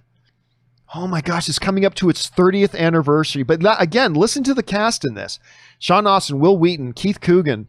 I mean, and speaking of like military types, R. Lee Emery. R. Lee Emery. He was like the ultimate kind of model for what military sergeants would be in movies, right? For many, many good reasons. I mean, it's crazy, but if you get a chance to go back, now listen, it is not one of my favorite movies. All right. It is not it's not one of those movies that every time it comes up, I sit and reminisce really fondly about it. It was an okay movie to me. It was an okay movie. But you're right. When you look back at it now, though, and you look at the cast of characters that are in there, it's pretty impressive, dude. It's pretty impressive. All right, we move on now. Roger Lee writes, so I discovered this new Transformers series on Netflix via word of mouth because Netflix doesn't advertise anything. And it was really good. I felt like they took that first 5 minutes from Bumblebee and developed that into a series. Yeah, again, I liked it. And I binged the whole thing in one sitting. It went well into the night, but I binged the whole 6 episodes in one sitting. And I enjoyed it. I liked it. I particularly like what they did with Megatron and setting up kind of the Alpha Trion, Megatron, Optimus Prime kind of triangle a bit. I like the whole thing with the Guardians, and I won't go into specific things for those who haven't seen it, but I did like what they did with the Guardians. And I liked it. I did. I did not love it. There are a few things I thought were pretty weak. But yeah, overall, I enjoyed it, and I'm going to be interested in seeing where they go with whatever they're going to call Chapter 2. I'm going to look forward to seeing what they do with that. All right, David Crabtree writes, one of two. It's hard to narrow down, but here are my favorite West Wing recurring guest characters. Number 6, John Amos as Admiral Fitzwallace. He was great in that. I did like him because he's got that kind of commanding, authoritative presence everywhere. Just think of... for those of you who don't know who he is, I always go back to Coming to America. He's the girl's dad who owns the fast food restaurant. As a military guy, he was great. Elizabeth Moss as Zoe Bartlett. Marlene Martin as Joy. I love her. Children of a Lesser God. Pooh, I love her. She's great. Mark Harmon as as Secret Service agent Simon Donovan. There were a couple of really good ones too, including what was the name of the guy who played like the press dude and he got involved with the press secretary? I'm trying to remember the actor's name, but I really like him. And then he played a therapist to the president in Designated Survivor with Kiefer Sutherland. I can't remember the actor's name, but I really liked him in that too. Those are some good ones. But yes, Marlene Malton, love that one.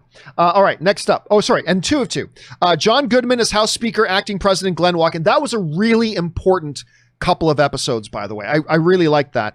And number 1, Emily Pro-Cotter as Associate White House Counsel Ainsley Hayes. I don't remember her, who was one of my overall favorite characters. I always wish she would have been made more of a series regular. You're talking about like she's the lawyer, right? I think I barely remember, but I'm like all the other ones, easy. And the John Goodman one, again, very like when Bartlett had to step back because of the stuff going on with his daughter from the presidency, and John Goodman had to step in, who was a Republican, to take over the presidency. It was a great number of episodes, and the way it resolves at the end of that storyline was beautiful. As John Goodman is stepping out of the presidency to restore the president back, it's really, really well done. And it's oh God, I love West Wing, man. I love West Wing. All right. Captain Anonymous writes, I just want to say how great is your show. Little details like the funny voices or great quotes, adapt or die. Keep up the great job. Oh, thank you so much, man. I appreciate that. I'm just an idiot jabbing away, whatever. But thank you so much for the kind words, man. I really appreciate that, Captain Anonymous. All right, next up, Suthius writes, hey, Mr. C, not sure if this is an existing issue or not, but I thought I'd ask. For shows that have 5, 10, or 15 seasons, and with hundreds of episodes, how do they keep track of story elements or dialogue so that it doesn't repeat itself throughout the series? I don't know, man. I mean, that's just the job of the writer's room. I would assume at that point, that's just the job of the writer's room. It's the writer's room responsibility because, they're the ones who wrote the show. They created the show. They know what they've had their characters say and do. And by the way, we have seen in even the best of shows, we've seen lots of examples, even in the best of shows, of contradictions, right? Even in the best of shows. We'll go, hey, wait a minute. You just said in episode 9 of season 12 that blue was the room of his baby. But if you remember back in season 2, episode 4, he clearly says magenta is the room he was going to paint his baby's room. I mean, like, that, even though those inconsistencies happen in the best of shows, especially the longer they go. But, I mean, if anybody is going to know how to avoid them, it is the writers of the show. So I'm sure they just try to keep track of that stuff themselves. And if something comes up, and I know for a fact in a writer's room, somebody goes, hey, they were planning on doing this. And then one of the other producers or writers say, hey, wait, last season we had her say this, so we got to change this. And then they do it. But even in the best of shows, a few inconsistencies do rear their ugly heads. All right, Suthius also writes, you wanted more AJ in Umbrella Academy Season 2. I wanted more Hazel. What I notice about an Umbrella Academy and Doom Patrol is that even though they are both superhero team shows, we hardly see their powers, especially in a team setting. Both shows are all about the characters. It's true, which I just believe you can do. I want to get the actress's name here. Hold on a second. Umbrella Academy. Let me just get the actress's name because I cannot remember the actress's name.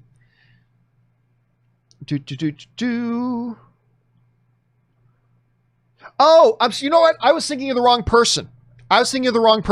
You're talking about the former member of the commission who kind of comes at the beginning of season 1, says, those are nukes, old timer. I love him. I do love him. I was thinking of, what's the name of the actress? I was totally thinking of a different character there for a second. The name of the actress... damn it. What's her name? Hold on a second. Umbrella Academy Season 2. I got to remember the name of the actress. Damn it. I don't have it. What is the name of the actress who plays, and the name of the character who plays Diego's girlfriend? Do you guys know? you guys in the chat, maybe not enough of you guys have seen it yet, but the name of the character who plays Diego's girlfriend in season 2 and plays, that's it. Sorry. Okay. So, Lila is the character's name. Thank you. Big D wrote that into. Lila is the character's name, played by an actress named Ritu Arya, who I have never heard of before. She's apparently been in a couple of things. She's been in a few things here. Red Notice, which obviously they're not even done shooting yet, but it's good to see. Feel Good, Last Christmas. I don't remember her from Last Christmas. Lila. I loved Lila. From the very first episode. I'm like, I love this character. I don't know anything about her right now. And obviously her character has a bunch, I'm not going to spoil anything, but her character has a bunch of twists and turns through the season. But right from episode 1, I loved this character.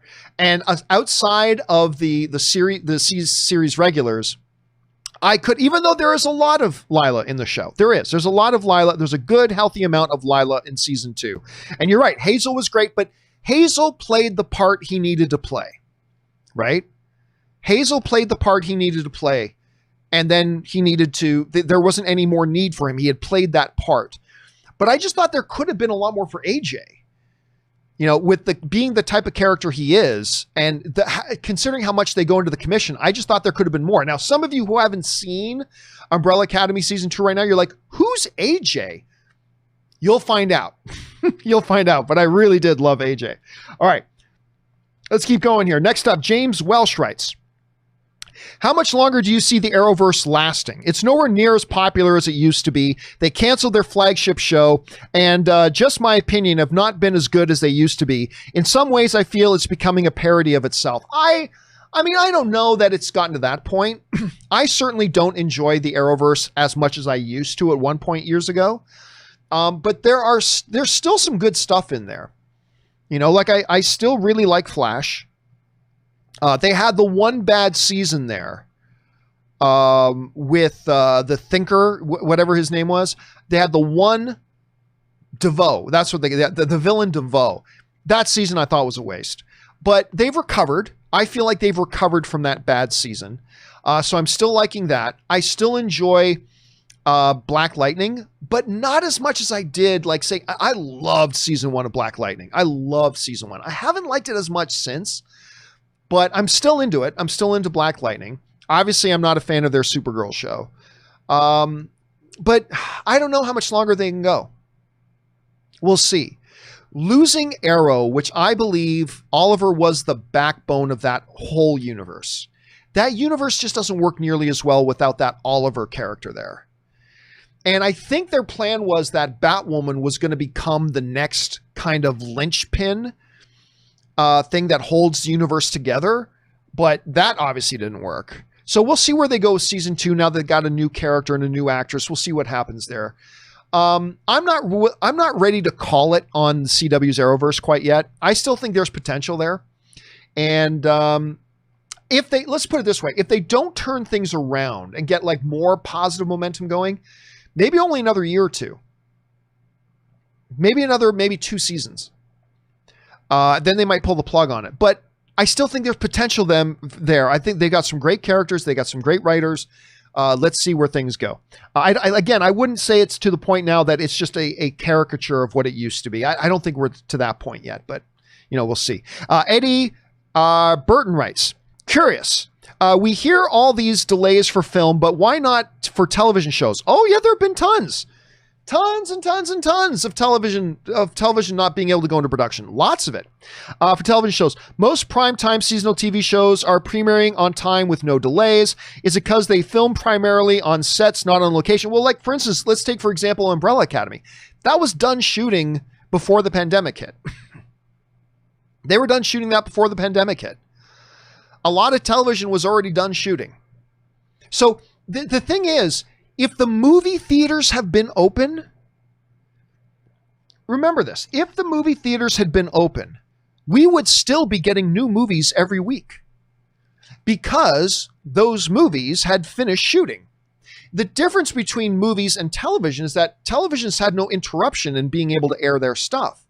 There would still be new movies coming out today if the theaters had not shut down, even though production had shut down on the movies. You know, a lot of movies finish their production long before they come out in theaters, Because then you do your principal photography production, then you have like 6, 7, 8 months of post-production. Some movies can have a much shorter post-production window, like 2 months, they can do all their post-production. Some 6 months, a year, whatever. But I'm telling you right now, if the movie theaters had not closed down, you would never know that production had been stopped on all new movies, because there would already be enough movies ready to go and in post-production, and they've been able to carry on post-production during the pandemic, because a lot of post-production can have all the individual post-production people working from home alone. So we would still be seeing new movies coming out today in theaters. At some point, we wouldn't, because at some point, the pandemic production shutdown would catch up with us, yes. But today, we would still have new movies coming out every single weekend. Just like on television, we have new shows coming out and premiering, blah, blah, blah, because a lot of it was shot. And some of it has been able to go back in and do some limited shooting, but yeah, we would still have a lot of new content today. So there's that to keep in mind. All right, let's see here. Next up, Slevin Beam writes, "Hey, John. Hope all is well. All is well, Slevin. Thank you for asking. Just wanted to let you know your 6 scale self is coming along nicely." Oh, yes, that one. I remember. Should be done mid to late August, complete with light up lightsaber and microphone. I'll post it on the Facebook group when it is finished. I'm looking forward to that. I had another person. It's back up there. Let me see if you can see it from this camera. No, you can't from that camera angle. Or can you? Let me bring up this camera angle here. See if we can see it. Nope. Oh, it's just above my wife's. Hold on a second. There's my wife's picture. Right above the picture on the shelf is this great model that somebody made for me of me. I've showed it on the show before. I'll show it again at some time. But I've seen little sketches of this thing coming along, and I'm looking forward to seeing it, Slevin. So thank you for that. And I will, with great anticipation, go to the Facebook group.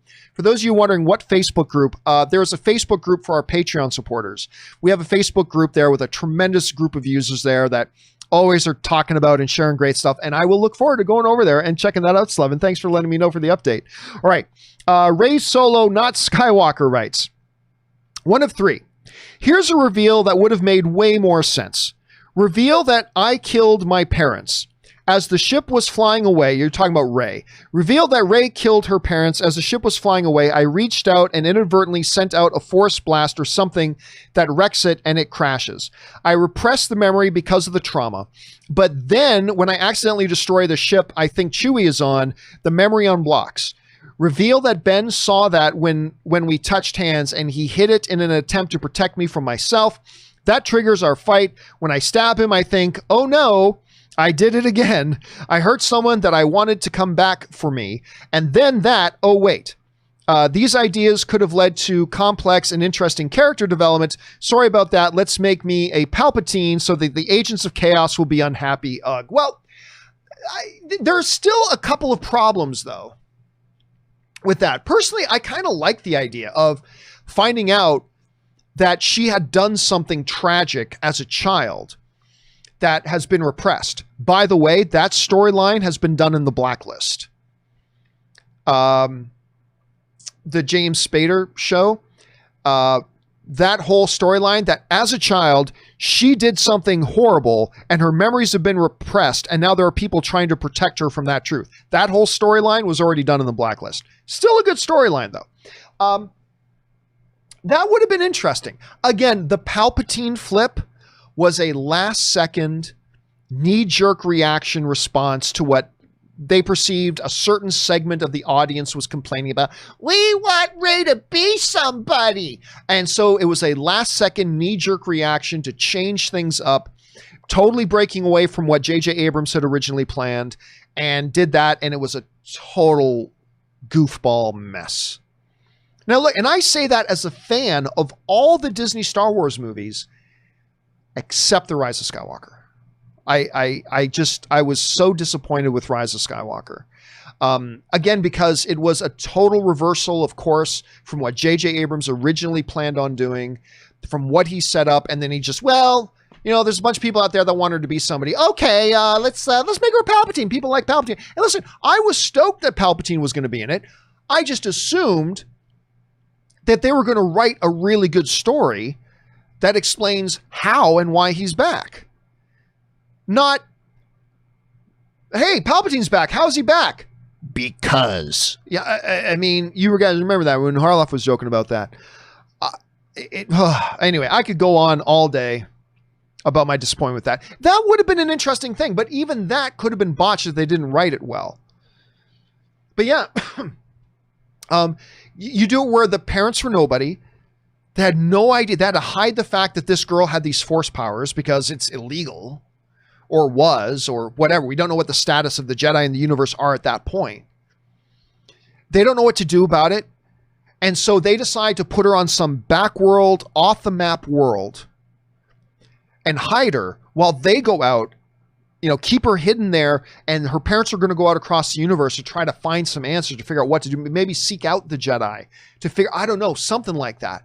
And then in her rage, because a little child wouldn't understand this, she just sees her parents leaving and being mad, whatever, and lightning shoots out, destroys the ship, and blah, blah. That could have been interesting. That could have been pretty interesting. I'm down with that. I'm down that. That could have been kind of cool. Certainly would have been better than what they did with the Palpatine thing. All right. Good thought, Ray Solo. All right. Next up. Andoniba. Andoniba writes, one of two. Hey, John.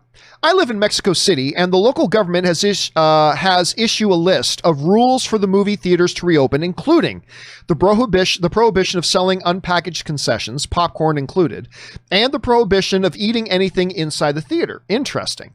Do you think it will be profitable for theaters to open with these conditions? Not really. I haven't been able to find any comments made by the movie theaters regarding this, but I don't think they will be able to open with these conditions. See, here's my thing on this, Adoniba. My thought on that is this. And again, I am no medical expert. I'm just a dude with an opinion just like everybody else.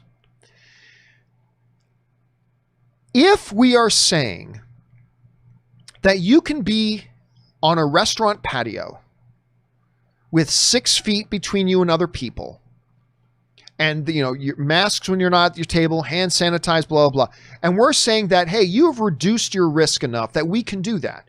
You can go into a restaurant that's got limited number of people lets in with a minimum amount of space separated between all the available tables, and you take out a bunch of tables. If we're saying you can do that, then I don't personally see why you can't also say, okay, when you're in the theater, you got to have social distance. You got to be wearing your mask at all times. But once you get to your seat and you're separated by 6 or 7 or 8 or 9 or 10 feet from anybody else, once you're in your seat, you can remove your mask to eat while you're eating. And while you're eating something at your seat, you can have your mask off. But we ask that when you're not eating at your seat to please put your mask back on. I don't see anything wrong with that.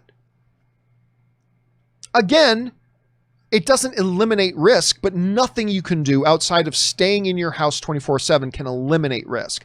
To me, it's all about reducing risk. And if everybody did the right things to at least reduce the risk, we would be in a much better place right now today than we are. So I don't know. I don't know how a movie theater can make any money without having concessions. Now, if they just go, hey, it's all M&Ms, packaged licorice, Reese's peanut butter cups, canned or bottled soda. Yeah, they can still make money there. I guess they can. If they were able to do a good enough job of selling all those other concessions, then I think they might be okay. I think they might be all right. All right. We only got time for 1 or 2 more, guys. We've been going 3 hours and my voice is dunzo. We've been going 3 hours straight with no break, and my voice, you guys can probably hear it. I am just about done here. Campia fan writes, I know you're not a fan of Agents of S.H.I.E.L.D., but I really enjoy seeing James Paxton reprise his role, the role his father, Bill Paxton, played in the final season. It's crazy how similar their mannerisms are, even down to that smile. Oh, I listen, yeah, I did not like Agents of S.H.I.E.L.D. at all. I'm a big Marvel fan. I'm a big MCU fan. I am definitely a Clark Gregg fan and a fan of the character of of Agent, why am I freezing on Clark Gregg's character's name? Agent, what's Clark Gregg's character's name again? Why am I freezing on it? It's been a long time since I watched Agents of S.H.I.E.L.D., obviously. Agent Coulson. Coulson, that's what it is. I am a big fan of the character Agent Coulson, and I'm a super fan of Clark Gregg. And the only reason I watched Agents of S.H.I.E.L.D. as long as I did was simply to watch Greg Olson, was only to watch Clark Gregg playing that role. That's it. And Ming-Na. And there were some other highlight moments as well. And listen, there are even some episodes that I really enjoyed. But yeah, overall, in my own subjective opinion, I thought, despite the fact that I'm a big fan of all that stuff, I thought Agents of S.H.I.E.L.D. was crap. And I finally tapped out on it. I didn't watch last season, and I have not watched this season. And I have no plans to. I gave that show far too many years than I should have given it. I found it to be an absolute garbage show with a few like rare exceptions. Clark Gregg, Ming-Na, a few episodes here and there. But I just thought the show was terrible. So I have not seen this season. I have no intention of watching this season. I gave it enough years. Does not work for me. There are people out there who love this show, and that's great. I'm not trying to yuck on your yum. If you love it, awesome. I'm not going to try to talk you out of it. That's great. We all like different things. But unfortunately for me, despite how much I wanted to like Agents of S.H.I.E.L.D., I just could not. Yeah. It is what it is. It is what it is. But I had no idea that James Paxton came back to play Bill Paxton's role. Had no idea. Good to know, though. All right. Next up and final question of the day that we're going to take today, guys. David the Jedi writes, hi, first time writing. Well, thank you for writing in, David. Good to have you here, man. What and when do you think Disney's next acquisition is going to be? Under Bob Iger, Disney have made an acquisition every 3 to 4 years in the form of Pixar, Lucasfilm, Fox Studios now, maybe Sony maybe Sony Pictures or Paramount in 2022. Here's the thing. It's going to be a while. It's going to be a while. Because while it's all well and good that they bought Lucasfilm for $4 billion. That's great. They bought Pixar for a couple of billion, I think. Let me just do a quick search here. How much did Disney pay for Pixar? I want to say 7.4. Okay, there you go. So it's all well and good that they paid $4 billion for Lucasfilm. It's all well and good that they paid $7.4 billion for Pixar. That's nice. Didn't they end up paying like 70 plus? How much did Disney pay for Fox? I think it's like, yeah, you got $71.3 billion. 10 times what they paid for Pixar. 10 times. 7 times. About 7 times what they paid for Lucasfilm and Pixar combined. They spent half of their net worth. See, everybody thinks of Disney and they think Disney is this bottomless well of money. They're not. I mean, as a matter of fact, when you compare them to like Apple or you compare them to like Amazon, Amazon and Apple can buy and sell Disney 10 times over. Like Disney, as much as when we all think of Disney, we think unlimited money. It's not true. They spent half of their calculated value buying Fox. Major acquisitions in the next little while, especially considering we've just gone through like a 5-month lockdown where Disney parks have been closed. You know how much money Disney parks makes for them? They've lost all that money, all that box office money they were supposed to have. They have struggled. Their stock prices dropped, all this kind of stuff. On top of the fact that they had just gone through this major acquisition where they spent half their liquid value on buying Fox, they're not doing any major acquisitions for a while. They are not going to be doing any major acquisitions for a while. Not to mention, like things like Paramount is not for sale.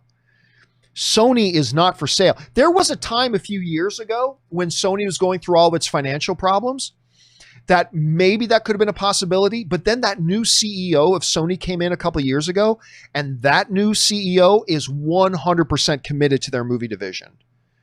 Like the previous CEO was a little iffy on the movie division, and there were some rumors a few years ago that maybe they'd be looking at selling off their movie division. The current CEO of Sony is 100% committed to their movie division. So Paramount's not for sale. Sony's not for sale. Fox let everybody know they were for sale. You had Universal, Comcast was bidding on them. Disney was bidding on them, all that kind of stuff. Those other things are for sale. But even if they were for sale, right now, Disney is simply not in a position. They're in no position to be doing any big major takeovers of anybody right now. Maybe someday in the future, but right now they're just kind of not in the spot that they can do that at the moment. So there's that. Thank you for writing in, David the Jedi, and thank you for being here. All right, listen, guys. There are still a couple of questions left here from Ben Rayner, ZOMG Ruler, Mike C, and Dim-Sum05. But my throat is done. We've gone 3 hours. My throat is 100% out of commission now. So what we are going to do is we will start Monday's show with Ben Rayner's question. Ben Rayner's question will be the first question we ask on Monday. So we will start off Monday's live questions part of the show by getting through these couple of remaining questions. So you guys will be first up on deck on Monday's show. Thank you guys for writing in. And guys, a special thank you to all of you guys who have sent in questions today. Number one, because you gave us great fun things to talk about. Number two, you supported this channel while you did it, and we thank you for that so much. And thanks to all of you guys for making this show a part of your day. I hope you guys have a magnificent weekend ahead of you. I know we're going to be celebrating Ray's birthday tonight. Also going to try to watch a little bit of that UFC event tonight. Love that the UFC is back. I hope you guys have a marvelous weekend ahead of yourself. Don't forget, guys, the John Campea Show returns on Monday morning. 10 a.m. is our new start time, of course. We started that a couple of weeks ago. Make sure you come and join us for that. And guys, while you're here, a little bit of house cleaning here. While you're here, take a second, click on that subscribe button, become a subscriber to our YouTube channel. Also, if you want to become a regular monthly supporter of this channel, look into our Patreon page. You can find the link to our Patreon campaign in the description of this video. Go and become a Patreon supporter. Join us on that Facebook group that we were just telling you about a little bit earlier. We hope to see you there. Anyway, guys, that will do it for me for now. Thank you so much for being here. My name is John Campea, and until Monday, guys, bye-bye.